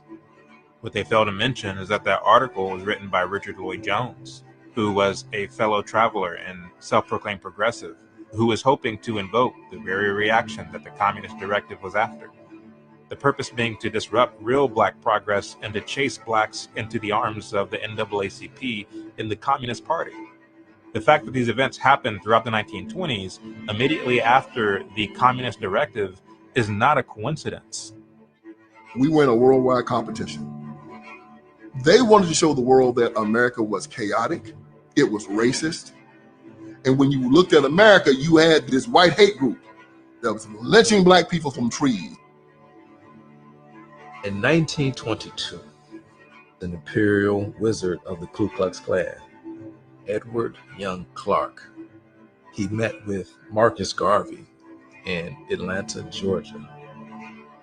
Edward Clark said that a lot of the things that we are being accused of are not us. We're not doing these things. I said to myself when I was reading about this, I said, why would a man who hates Black people, believes that whites are inherently superior and all these things, why wouldn't he just flat out take credit for having done something to Blacks if he hated them so much, or if the Klan was this menace that history tells us they are? By the 1920s, the KKK was severely disorganized, and according to facts revealed by Roland G. Fryer's research, they were nothing more than a pyramid scheme. This created the perfect opportunity for communists to infiltrate. They would get into the KKK and they would say, hey, let's stir it up. Let's go in and let's attack some Black people. The news would highlight the Black-white hatred and show that America was this racist country. And it helped the communist propaganda. To make them look like the boogeyman over there, and by comparison, we the communists look like the good guys from over here. A few days ago, Woodall quit the United Klans Incorporated. Last week at his home near Lexington, North Carolina, we asked him why. Well, if people would just check the record and see this now, who is leading the Klan and what are they and what do they stand for? That would be a logical question. In an attempt to recruit. You know, a lot of things in this piece, some things true, some things exaggerated. One of the things that is exaggerated is as if, you know, the Klan weren't as vicious on their own, where the communists had to come in and, you know, pretend to be Klan folks and start trouble with. Listen, all these MFers couldn't stand us. I put in the chat a link to public archives, so you guys can see what went down with some of these kidnapping clubs, okay? For yourself. And in that, there's a brief clip of the author of the book that I mentioned to you guys to check out, Stolen. I'll see if I can pull that up, if they won't flag me or not. But anyway. Can I say something, Sister Keisha? Hold on, Black, hold on. Okay. One of the things that I wanted us to really walk away with is that every political apparatus tries to keep its tentacles in Black Americans, even the goddamn communists. It doesn't matter. You are the balance of power, and I hope y'all can really understand what I'm saying to you here. Why do all of these great big political parties give 2 Fs if Black people are engaged? It's because once we disengage completely, they're over. They are no more. Read the charters, please, family. It's over. That's why you hear all this bad Republican, Democrat, come here, go there, do this, the communists. Listen, please go to vote.gov and remove yourself from both of these goddamn parties and re-register so that when we do hit the ground running next year, and 2 years when you have, no, next year, the elections on the local level, and then 4 when we can take the federal government. We can take it. We can take it. And I'm so sick of all of you old Negroes. Shut the hell up, you scared cowards. I can't take, and I'm not talking about our viewers here, but you got a lot of old scared MFers out there. They so scared. They don't want to get off the plantation. They're afraid of it. And they're going to convince you that you should stay on it. Even though since the 70s, you've been voting and you ain't getting nothing out of the deal yet. All you got was programs, including the Civil Rights Act. It's a goddamn program. So we got to get off of that. Sister Marcia, your thoughts on, this piece on the Communist Party and, how these parties, they need us. And the programs, right? Programs like the Board of Education, the Federal Board of Education, the Department of Education under the federal branch. It's a program. Before then, before 1979, people were able to afford education. From the time Jimmy Carter, president, who signed in the Department of Education on the federal level, education has skyrocketed. Sister Keisha was one of the people for City College, disrupting the high cost of education at that particular time. And now education is even worse. I know when my family members was going to school here in the 60s and 50s, free. Damn near. All they had to pay was for books, and that was $100, and that cost them. That was a lot for them. And to see what the price for education is right now, programs to tap into your dollars. So that's what they afford us, right? And we're okay with it because, oh God, all you need to do is get a good job and you won't have to do this and you won't have to do that. And after people have, bills, debt of, north of $150,000 for a degree that they're still paying 20 years later, it's a shame. It's a shame. And whether it is, like Sister Keisha is saying, whether it is communist, whether it's Republican, whether it's Democrat, none of them care about us. The only people that care about us is us. And our people have proven time and time again that we can excel. But someone else always puts their big toe into something and say that, oh, we need to do this and we need to do that. When the grand ancestors were coming out of World War I and World War II, all they asked for is safe buildings for their children to go to school. That's all they were asking for. Give us the material. We'll build the schools. We did it over there in Paris and Europe. We rebuilt. We'll do it here for our children. Thanks. Somehow it came into the conversation of, oh no, you want to be in school with them, so this is what we're going to give you. We're going to put you in school with them. So we really got to understand the technology that they keep doing on us and live beyond. See ourselves above the rim because we can do this thing. We have glorious, glorious stories of us doing it, and we can do it again. But first thing, you got to believe in yourself and you got to believe in your community. We don't believe in ourselves and we don't believe in our communities at this moment. But tomorrow, anything can change, right? It's changing as we speak. It's changing as we speak. Now, this clip came across my desk. Tasha K, for those of you who don't know who she is a streamer, a podcaster, YouTuber, comedian, whatever. Anyway, she has a huge following. She calls them her winos, right? Because she promotes different wine brands and things like that. But anyway, so she's been pushing heavy against these trans dudes claiming to be natural women or women and so on. So her winos or her followers have been, on their tail. And there is a pastor who was on BET, actually. Larry, whatever his name is, I forgot. But anyway, she had been telling people on her platform for quite a while that he was a pedo. He was a pedo. And she had receipts and documents and text messages of him, reaching out to young boys when he was in his church and, so on and so forth. But anyway, her winos got on the job and they put pressure on BET to get him removed. And it was successful. He is removed from BET. So that's what I'm talking about. When you put pressure on institutions, they gonna get these freaks up out of here, period. But the Democratic Party has stifled so much of you that you're afraid to say certain words. It's crazy. But sticking with Tasha K, she also has been pushing back on this trans movement.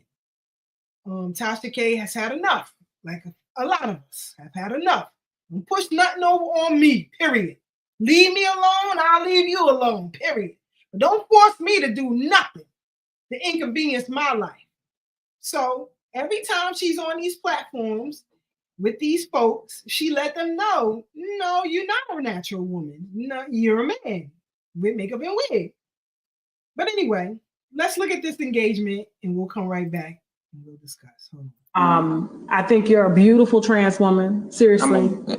I'm a woman first, trans second. So you don't have to put that label on me. I'm not wearing trans on my forehead. You can just be like, you're a beautiful woman, and that's that.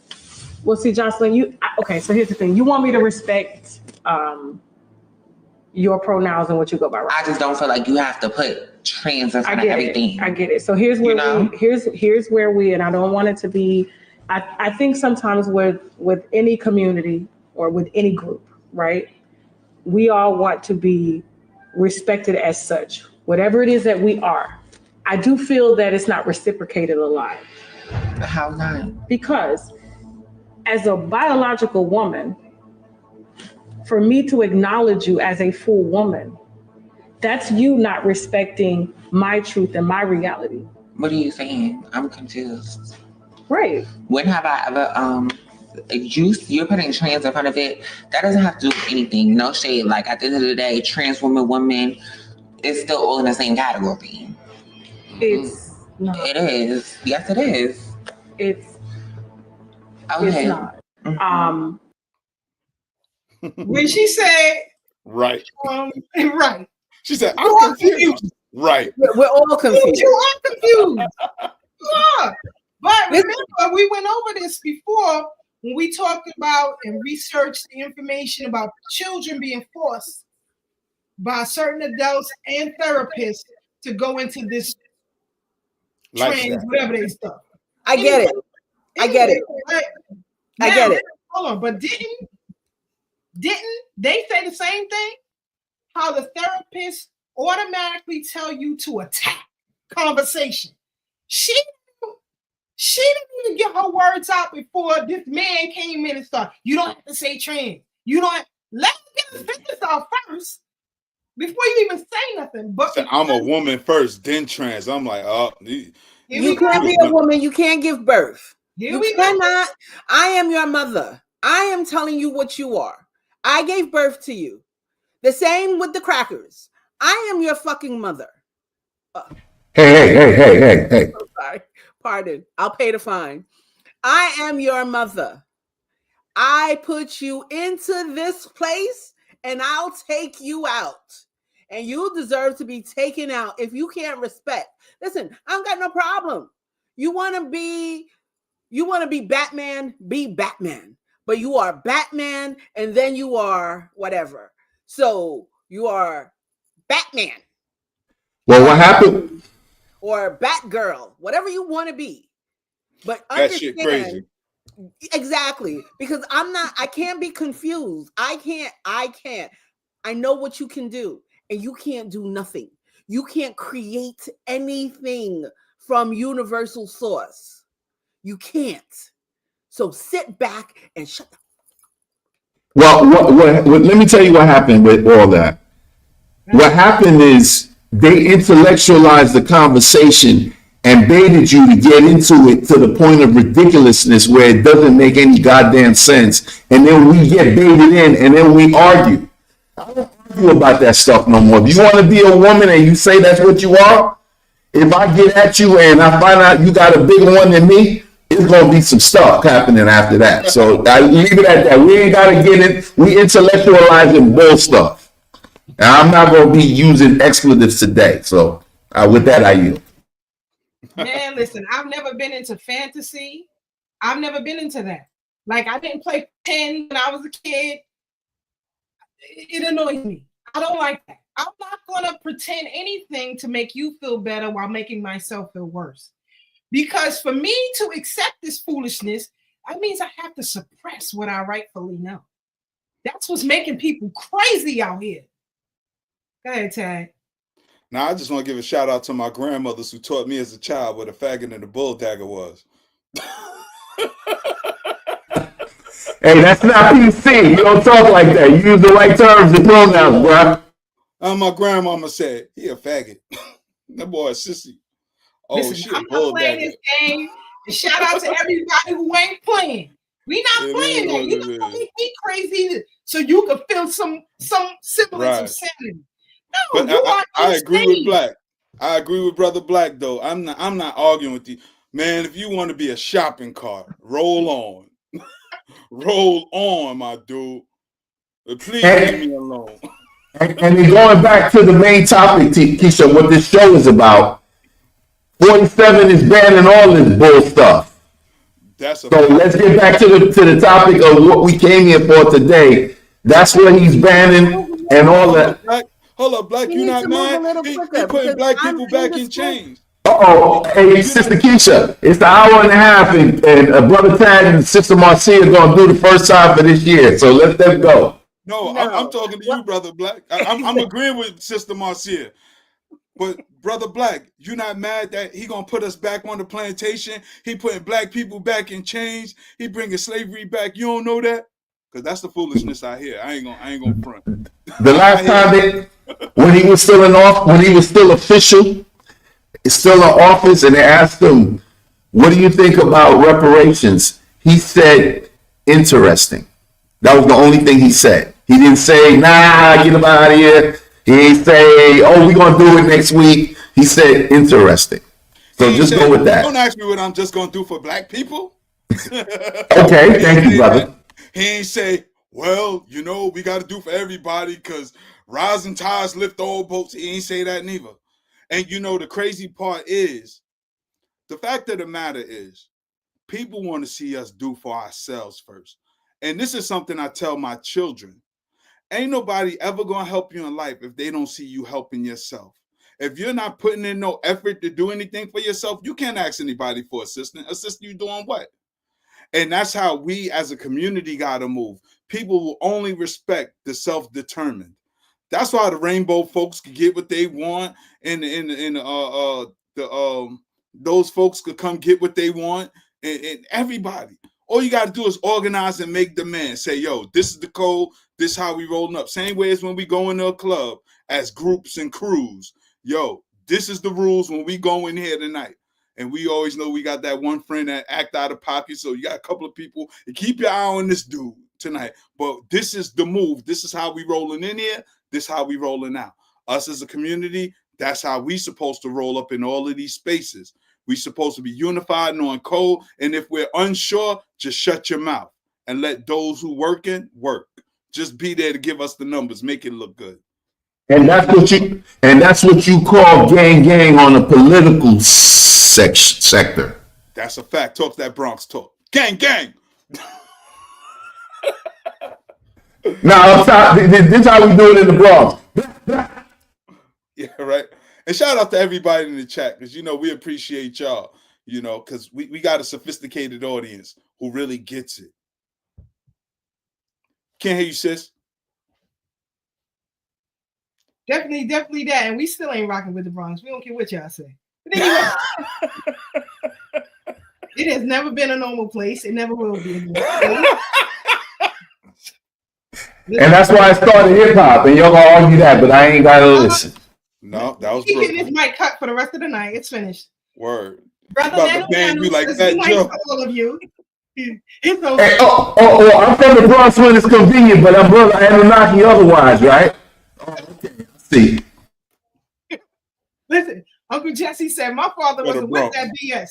That's fine. Listen, I'm not crazy, and I'm not going to pretend to be crazy to accommodate your whims. You are a man in a wig, or a woman with a beard, and a woman with a pantsuit on. I don't care. Don't come to me with the foolishness, because if we get naked after dark and yours look like mine, I'm going to unalive you. Period. I just even when given I'm the sorry for y'all dating these days, but I really feel bad for y'all. Yeah, feel bad for me. Feel see bad your for baby me. picture. Where your birth certificate? Exactly. Let me see your baby picture. Where your phone? Exactly. Because nowadays they could switch anything and build Those anything studs to be their on your liking. sister, Marcia? Those studs be on your back? Those studs be on you? I hope not. I pray not. Grabbing their empty basketball shorts? I want a real man with all the real parts that I can talk to his mama with. Or I could see baby pictures. Somebody knows him when he was 3. We not with the foolishness. Not at all. So, moving right along, family. I don't know if you all got to see this interview with man Eric Adams and Tucker Carlson, but you can watch it in its entirety on YouTube. I unfortunately cannot play it all for you here tonight, but we're going to play a clip and we're going to discuss some of the things that he was talking about. Here we go.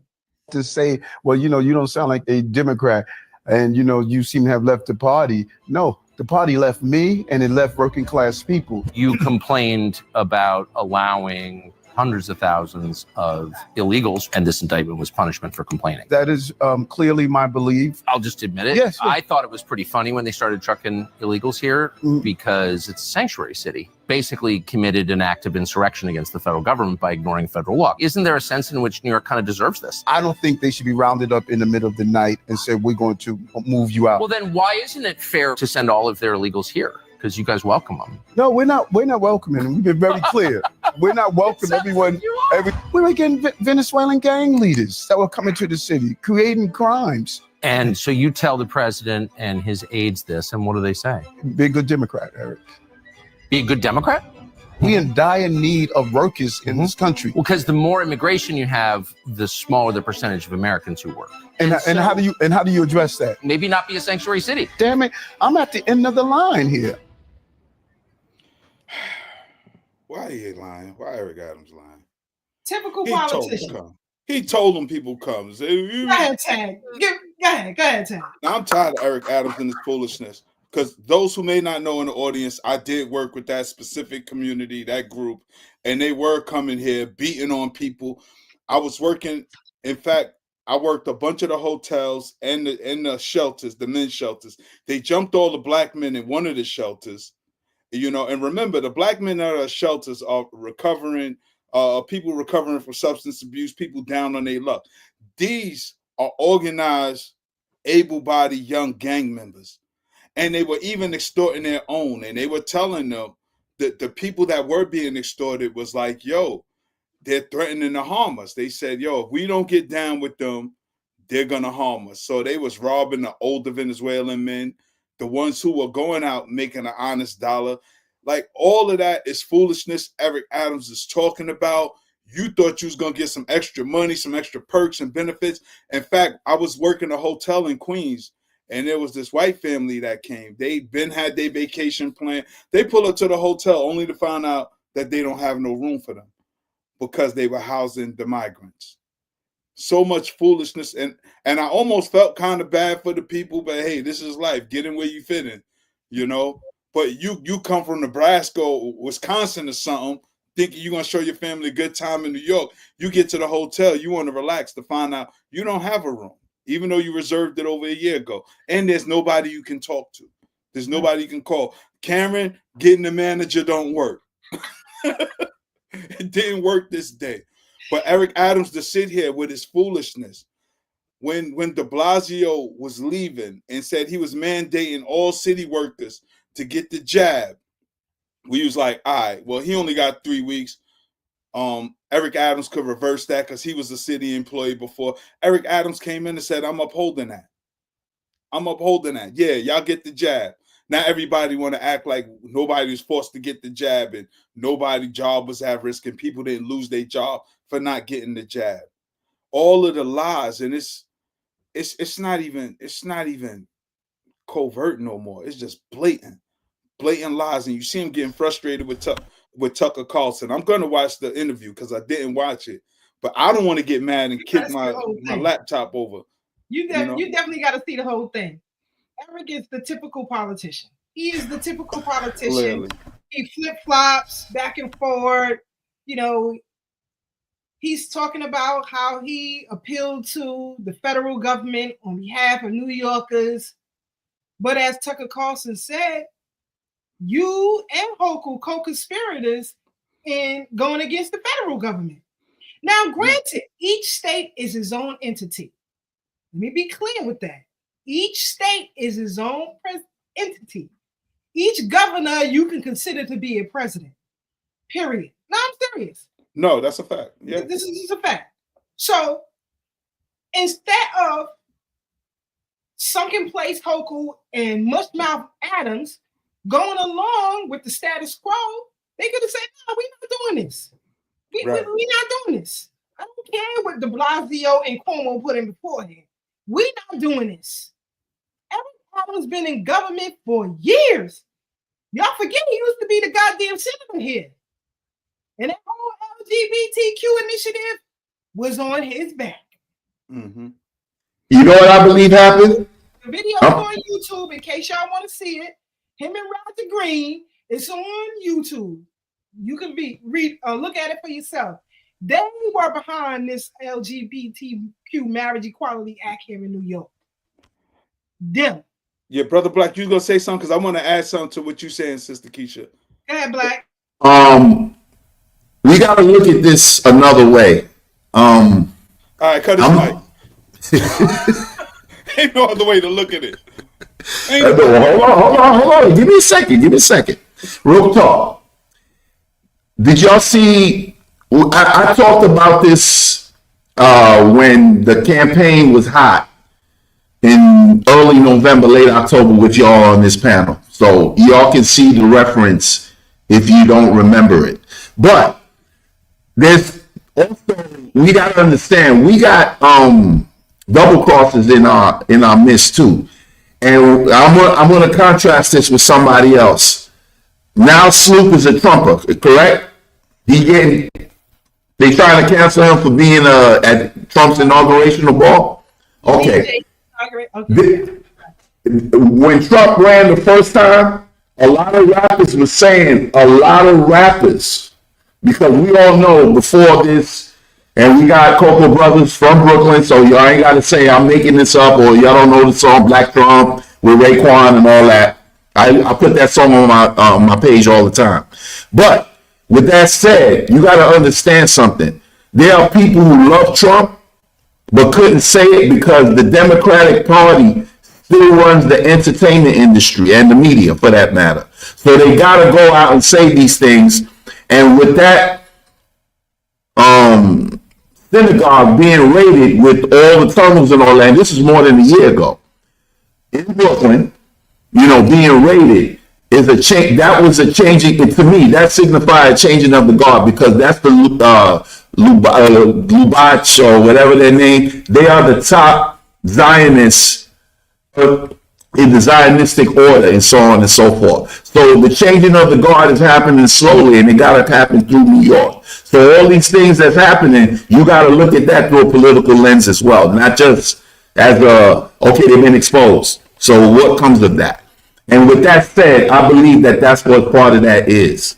You got to remember, they can't talk like us on a panel like this. They're talking to the whole world.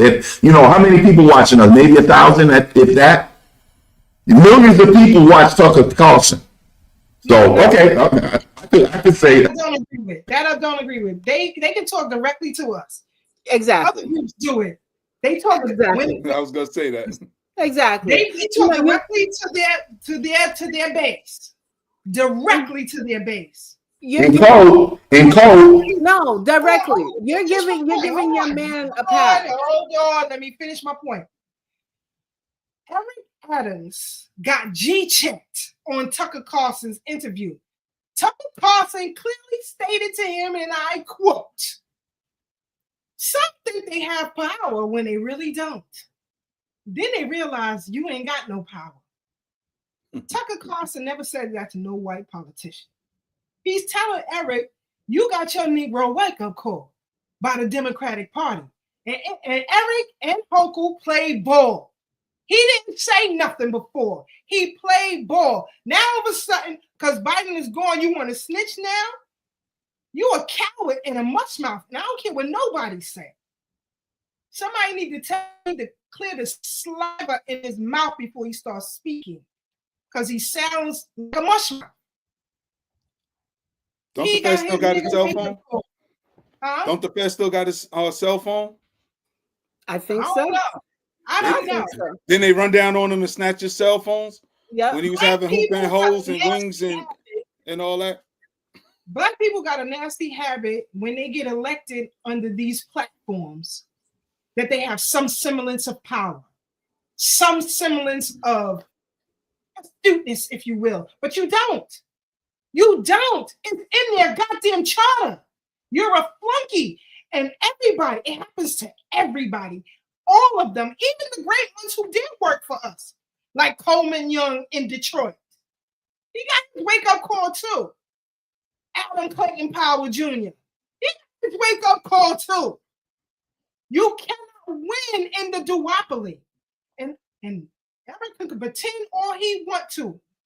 But when they're done with you, you're a tool, homie. You're a tool. And when you're done being used, they're going to throw you away. You're a tool, clown. So instead of him coming in and doing what he was supposed to do for his people and then get his ass up out of there, he didn't. He didn't. He played ball with them. He put other people, agendas, and policies above himself. The people he appointed to all of these positions within the city, who now had to get up out of there. Sex for play has always been a thing in the NYPD and corrections department.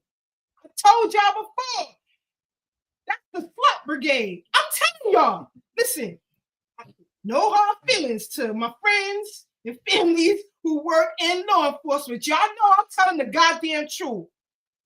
Everybody sleeping with everybody. It's a whole brigade.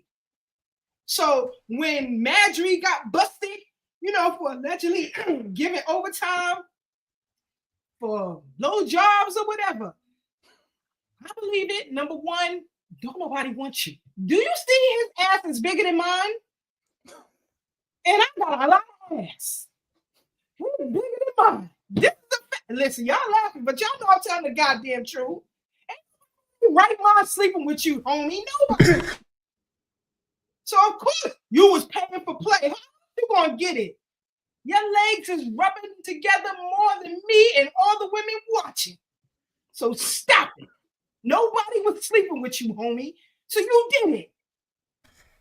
Adams is at the Diddy parties too, Sister Keisha. Huh? Adams is at the Diddy parties. Adams, Sharpton. I listen. And I Jay. Let me tell you something. All of you dudes out there, video, you're gonna play it next week though. All of you passport bros out there, you gonna learn today, god damn it. There's a website where these Dominicans got some of y'all on there. You should check the site and see if y'all got their picture up there. You get it? All you passport bros, boy. I'm gonna show the link next week. But anyway. I'm gonna get off my soapbox. Is this the expose site now? Well, y'all better hope your picture ain't up there. Females too, you freak offs, and all of you hoes in the conscious community. Your asses is being outed too.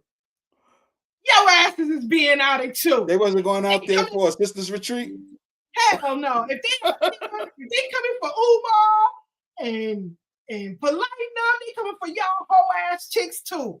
Some of y'all slept with these people, know damn well they got wives. What's his name? What's his name? It's too many hoes in the conscious community. This is a fact. So we cleaning stuff up. Everybody getting cleaned up. The free costs gotta stop. So we gotta move on politically, family. So again, remember I said it's not gonna cost you anything. You don't have to waste any shoe leather. You don't have to march anywhere. None of that. 2 minutes. 2 minutes. It could be less than 2 minutes depending on the speed of your computer or cell phone, where you can change your voter registration from Democrat or Republican to independent non-party affiliate. You know, Sister Keisha, one day, just share your screen and just walk the people through it. I might do that next week. To show how simple. Remind me, and I'll do that. Y'all remind me, and I'll make sure I'll pull it up. Brother Leonard said, and not just in law enforcement. That's right. NYCHA, MTA, the MTA is whole heaven. I'm telling you.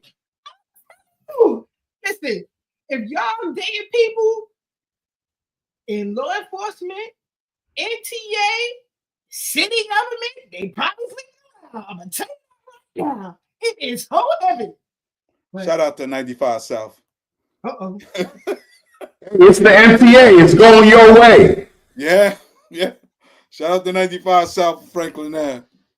So all the city workers go hang out. For real. But yeah. So we got one more clip to play, family, and we're gonna get y'all up out of here because I have a busy day tomorrow. So I got a lot to do. So let's play this clip. Another Tucker Carlson interview, but it's with well, I'll just play and we'll come right back. Health insurance CEO was murdered on the street on 6th Avenue in New York a couple of weeks ago, and the reaction to it is not what I expected. 41% of younger people say they support the murderer. And on the one hand, you think, well, clearly there's a spiritual crisis in the country. That's nihilism. There's no defending murdering a guy, any guy, in my opinion. So I'm not in any sense justifying it. I think it's appalling. But there's a lot of latent hostility toward the insurance companies. I want to understand that more. Yeah. I mean, I hate them, but I don't really know why I hate them. I mean, obviously, I never condone violence, and the loss of human life is a tragedy. But so is the loss of 1.7 million Americans a year to chronic disease. Yes. And these big insurance conglomerates are implicitly contributing to the chronic disease crisis that America faces. They're profiteering off the disease. They're delaying people's ability to get coverage and care. And there's a lot of money being made through these dark pathways and approaches to these insurance companies and the revenues that they generate. I played that clip for a specific reason. Because now that 47 is in office, and RFK Jr. is going to head up some things as far as, healthcare in this country is concerned. I personally know that the healthcare industry is a disgrace. A lot of our people are being unalived while we are in their care. And a lot of experimental medications are also being used on us without our knowledge. I say all that to say is that last week we weren't on the program is because I had a loss of life in my family. Someone who suffered with a particular illness for several years. However, her body just succumbed to that. And in the physical, she is no longer with us.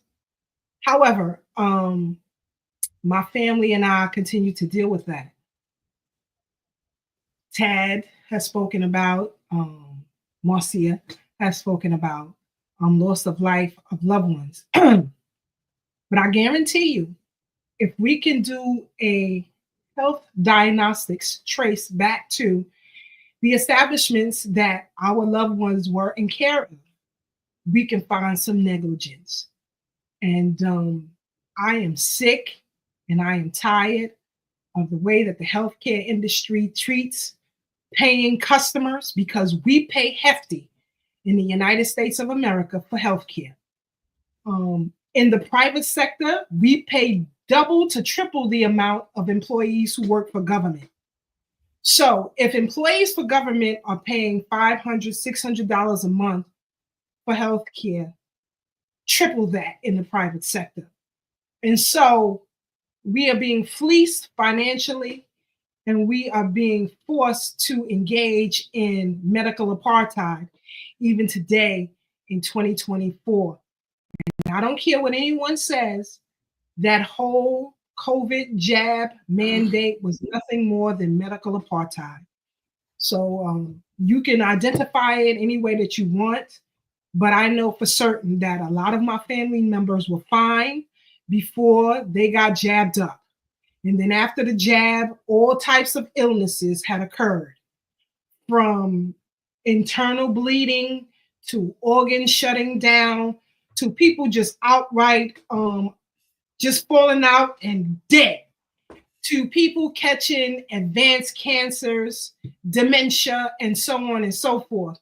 This came about after this jab. And I don't care what anybody says.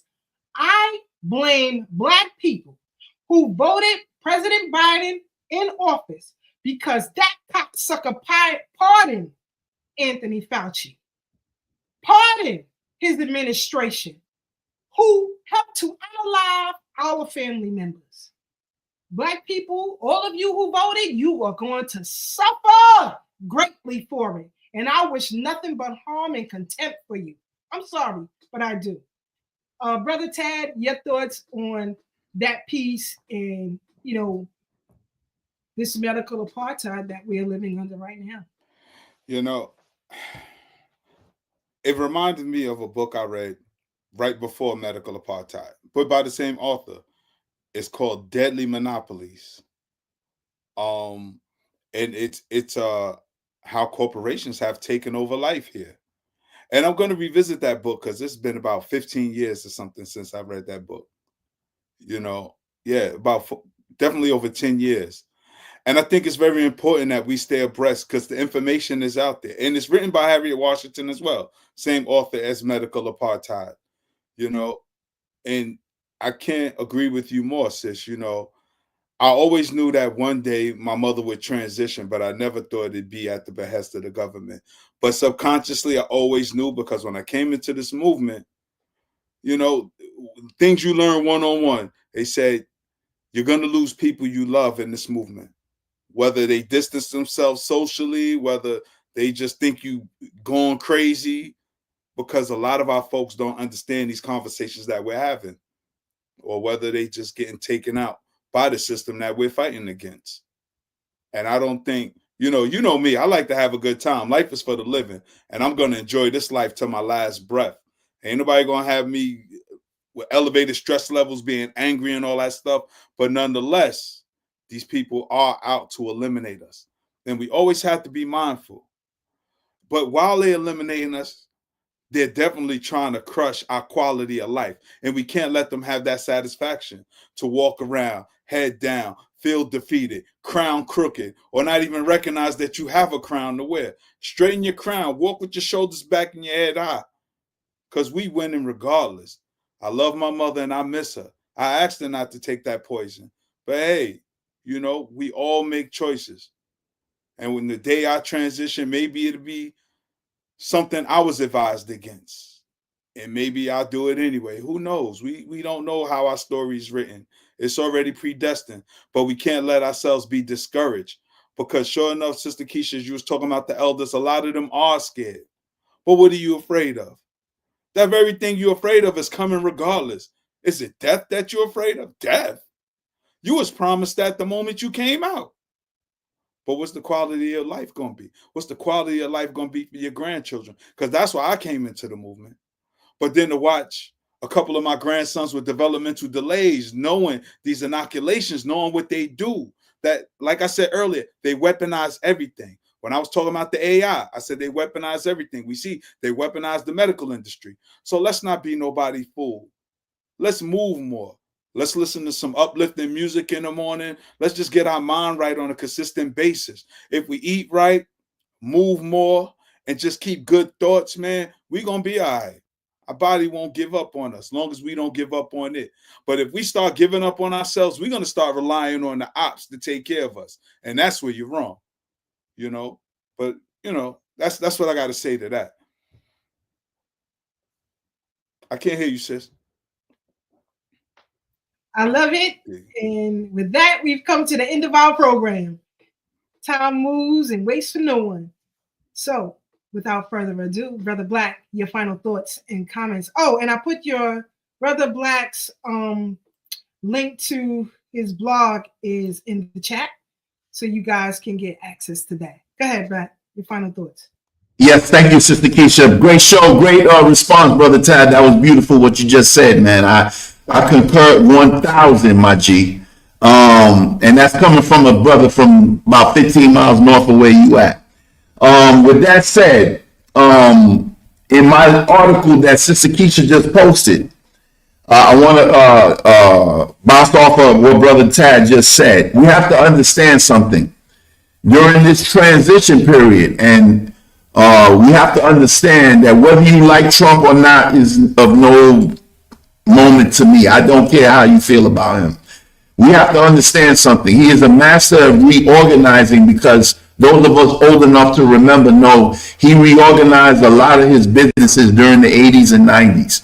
And the Rothschilds were the ones who refinanced him to do what he did. And then he turned his back on them and became who he is now. And if you understand anything about those people, a lot of them are going broke because the Treasury, the Federal Reserve was merged with the Treasury before his last days in his last administration.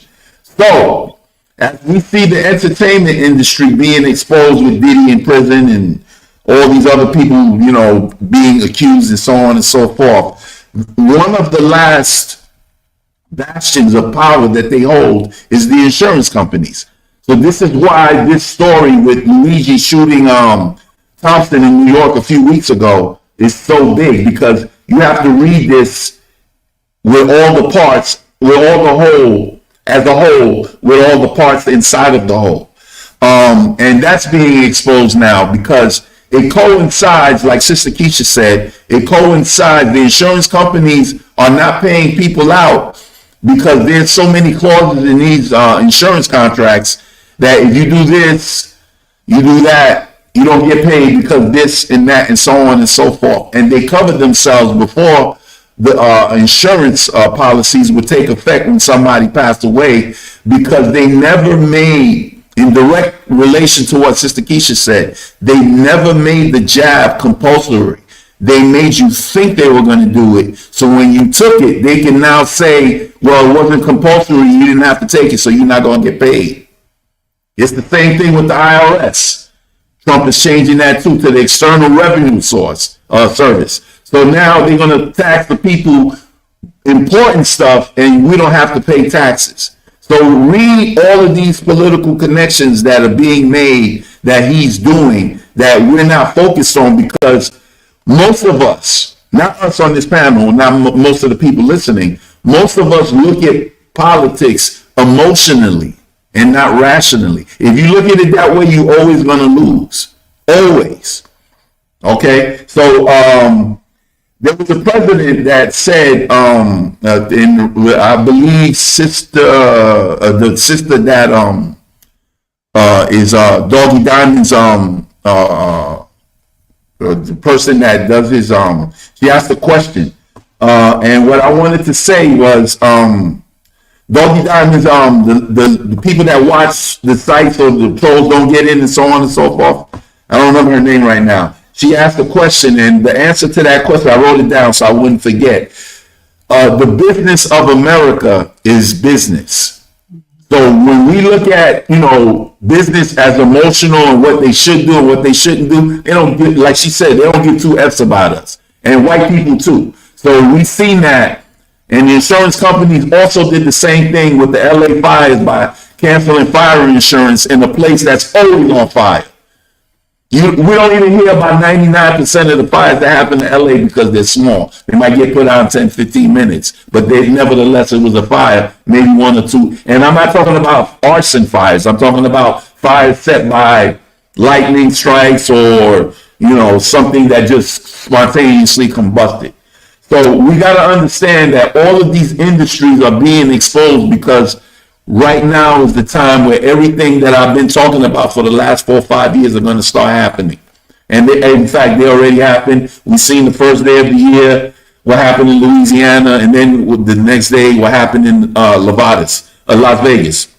So with that said, much love to y'all. I hope y'all subscribe to my blog. It's melaninstitute.blogspot.com.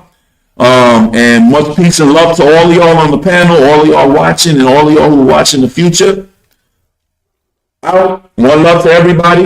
See y'all next week on the bridge. One love. Peace. Thank you. Sister Marcia, your final thoughts and commentary. I want to thank us all for being present today and giving great dialogue. I just want to say, to everyone who thinks, so way back when 45 was coming in, Chrisette Michelle, my girl, went and sang during his thing, and everybody went crazy. Oh, blah, blah, blah, blah, blah. My sister has been, she's been up, but has been facing repercussions ever since then. And, the old adage of Black people is buy Black and sell to everybody else. So I'm not sure where it stops. And I just, we can further have this discussion later on, but if we're buying Black and selling to everyone else, there's no reason why I can't get a check from somebody else and coming home and buying Black. So let's think about that as we're recreating our businesses, recreating everything that we need to do to be a strong political party outside of the structured political parties that are standing in front of us.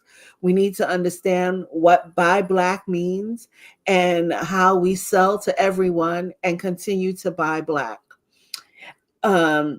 With that said, Eric Adams is a joke. Keep having your fun with him because he's clowning. He's going to switch parties on us. He's going to switch parties on us. He did it before. He's going to do it again.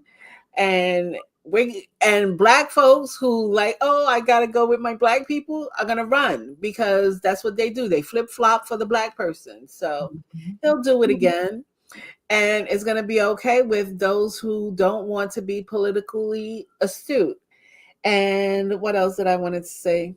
I think that's it. I want y'all all to have a spectacular week. And may time flourish for you all. And if it may not, make it. You will time to your side. And it can be whatever you want it to be. So do it right. Brother Tad, thank you, Sister Keisha. Brother Tad? Yeah, I just want to thank everybody for rocking out with us. Sister Keisha, again, to you and your family, my deepest condolences at this time of your family mourning. I definitely missed all of y'all last week, missed the audience, missed the panel, love y'all to life. I just want to encourage everybody not to be discouraged from all the negativity that's going on. They're trying to bombard us with all these type of fear tactics and things like that. Man, handle your day-to-day business. Make sure you feed your kids and pay your rent, all right? Hug the people you love regularly. Drink plenty of water. Eat more fruits and vegetables. Go get you some sun and exercise and move. And don't let these people fool you. All right? So hopefully you were encouraged by something you heard today. Your turn to go out and inspire others. Don't forget to check me and my brother C. Gutter every Sunday, 2 p.m. from 2 to 3 on the OG Wisdom Podcast. Shout out to Doggy Diamonds and his whole crew. Sister Ruba and Big Ma, who is his moderators. Sister Keisha's working behind the scenes, working with other Black media channels, because we got to get on one accord. We have to stay on code. It's imperative that we do it, but let's have a good time while we do it. Unfortunately, since we were enslaved, it's almost like we got allergic to this word called work. So let's make work fun. You know what I'm saying? Let's do the work, Because I love y'all to life, man, and we gonna be all right. That's the only thing I can tell y'all. So y'all stay up, stay blessed, stay true, and remember, no matter how hard things may seem right now, it's always better days ahead. Sister Keisha, shots back. See, his mic is cut. That's it. You see, you give the Bronx an inch, they take a goddamn mile. They got to be watched. They got to be regulated. I'm not making this up, family. For those of you, they got to be gentrified. Yeah, they never been to New York. The Bronx is always been trash. And it is. It is. Hip hop. Brother Black will not be returning on Thorough Black Talk. We will replace him with Kermit the Frog. Gotta love my brother. Again, thank you, family, for rocking out with each and every one of us. I definitely appreciate the condolences. My family and I, we thank all of you. But next week, we'll be back with our guests, Brother Gerard, Brother Sam, and others. The executive producer, actor, and writer of the movie Messiah will be joining us next week. Also, Brother Tad will remind me to walk y'all through vote.gov so you can change your party affiliation. Also, we got to talk about something that Brother Kev put in the chat. This billionaire family that owns the water in California. So if I forget, y'all remember and remind me, all right? What my brother Ashe SJ always says. The battlefield is where you stand. We are out, family. See you back on the Prince next week. Good night.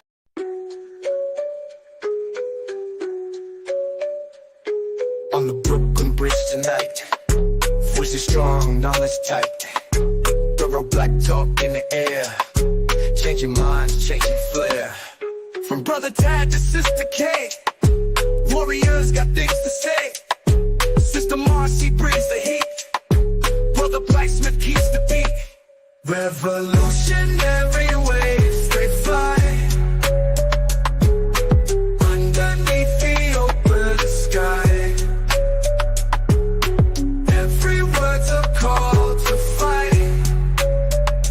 Tune in, feel the ancestral light. Thursday nights the world will see Black Power Media on a spree. Facebook, YouTube all aligned, breaking free from every bind. Social talk and politics, every voice breaks through the matrix. Commentary raw and true, for the many, not the few. Revolutionary waves, they fly underneath the open sky. Every word's a call to fight. Tune in, feel the ancestral light.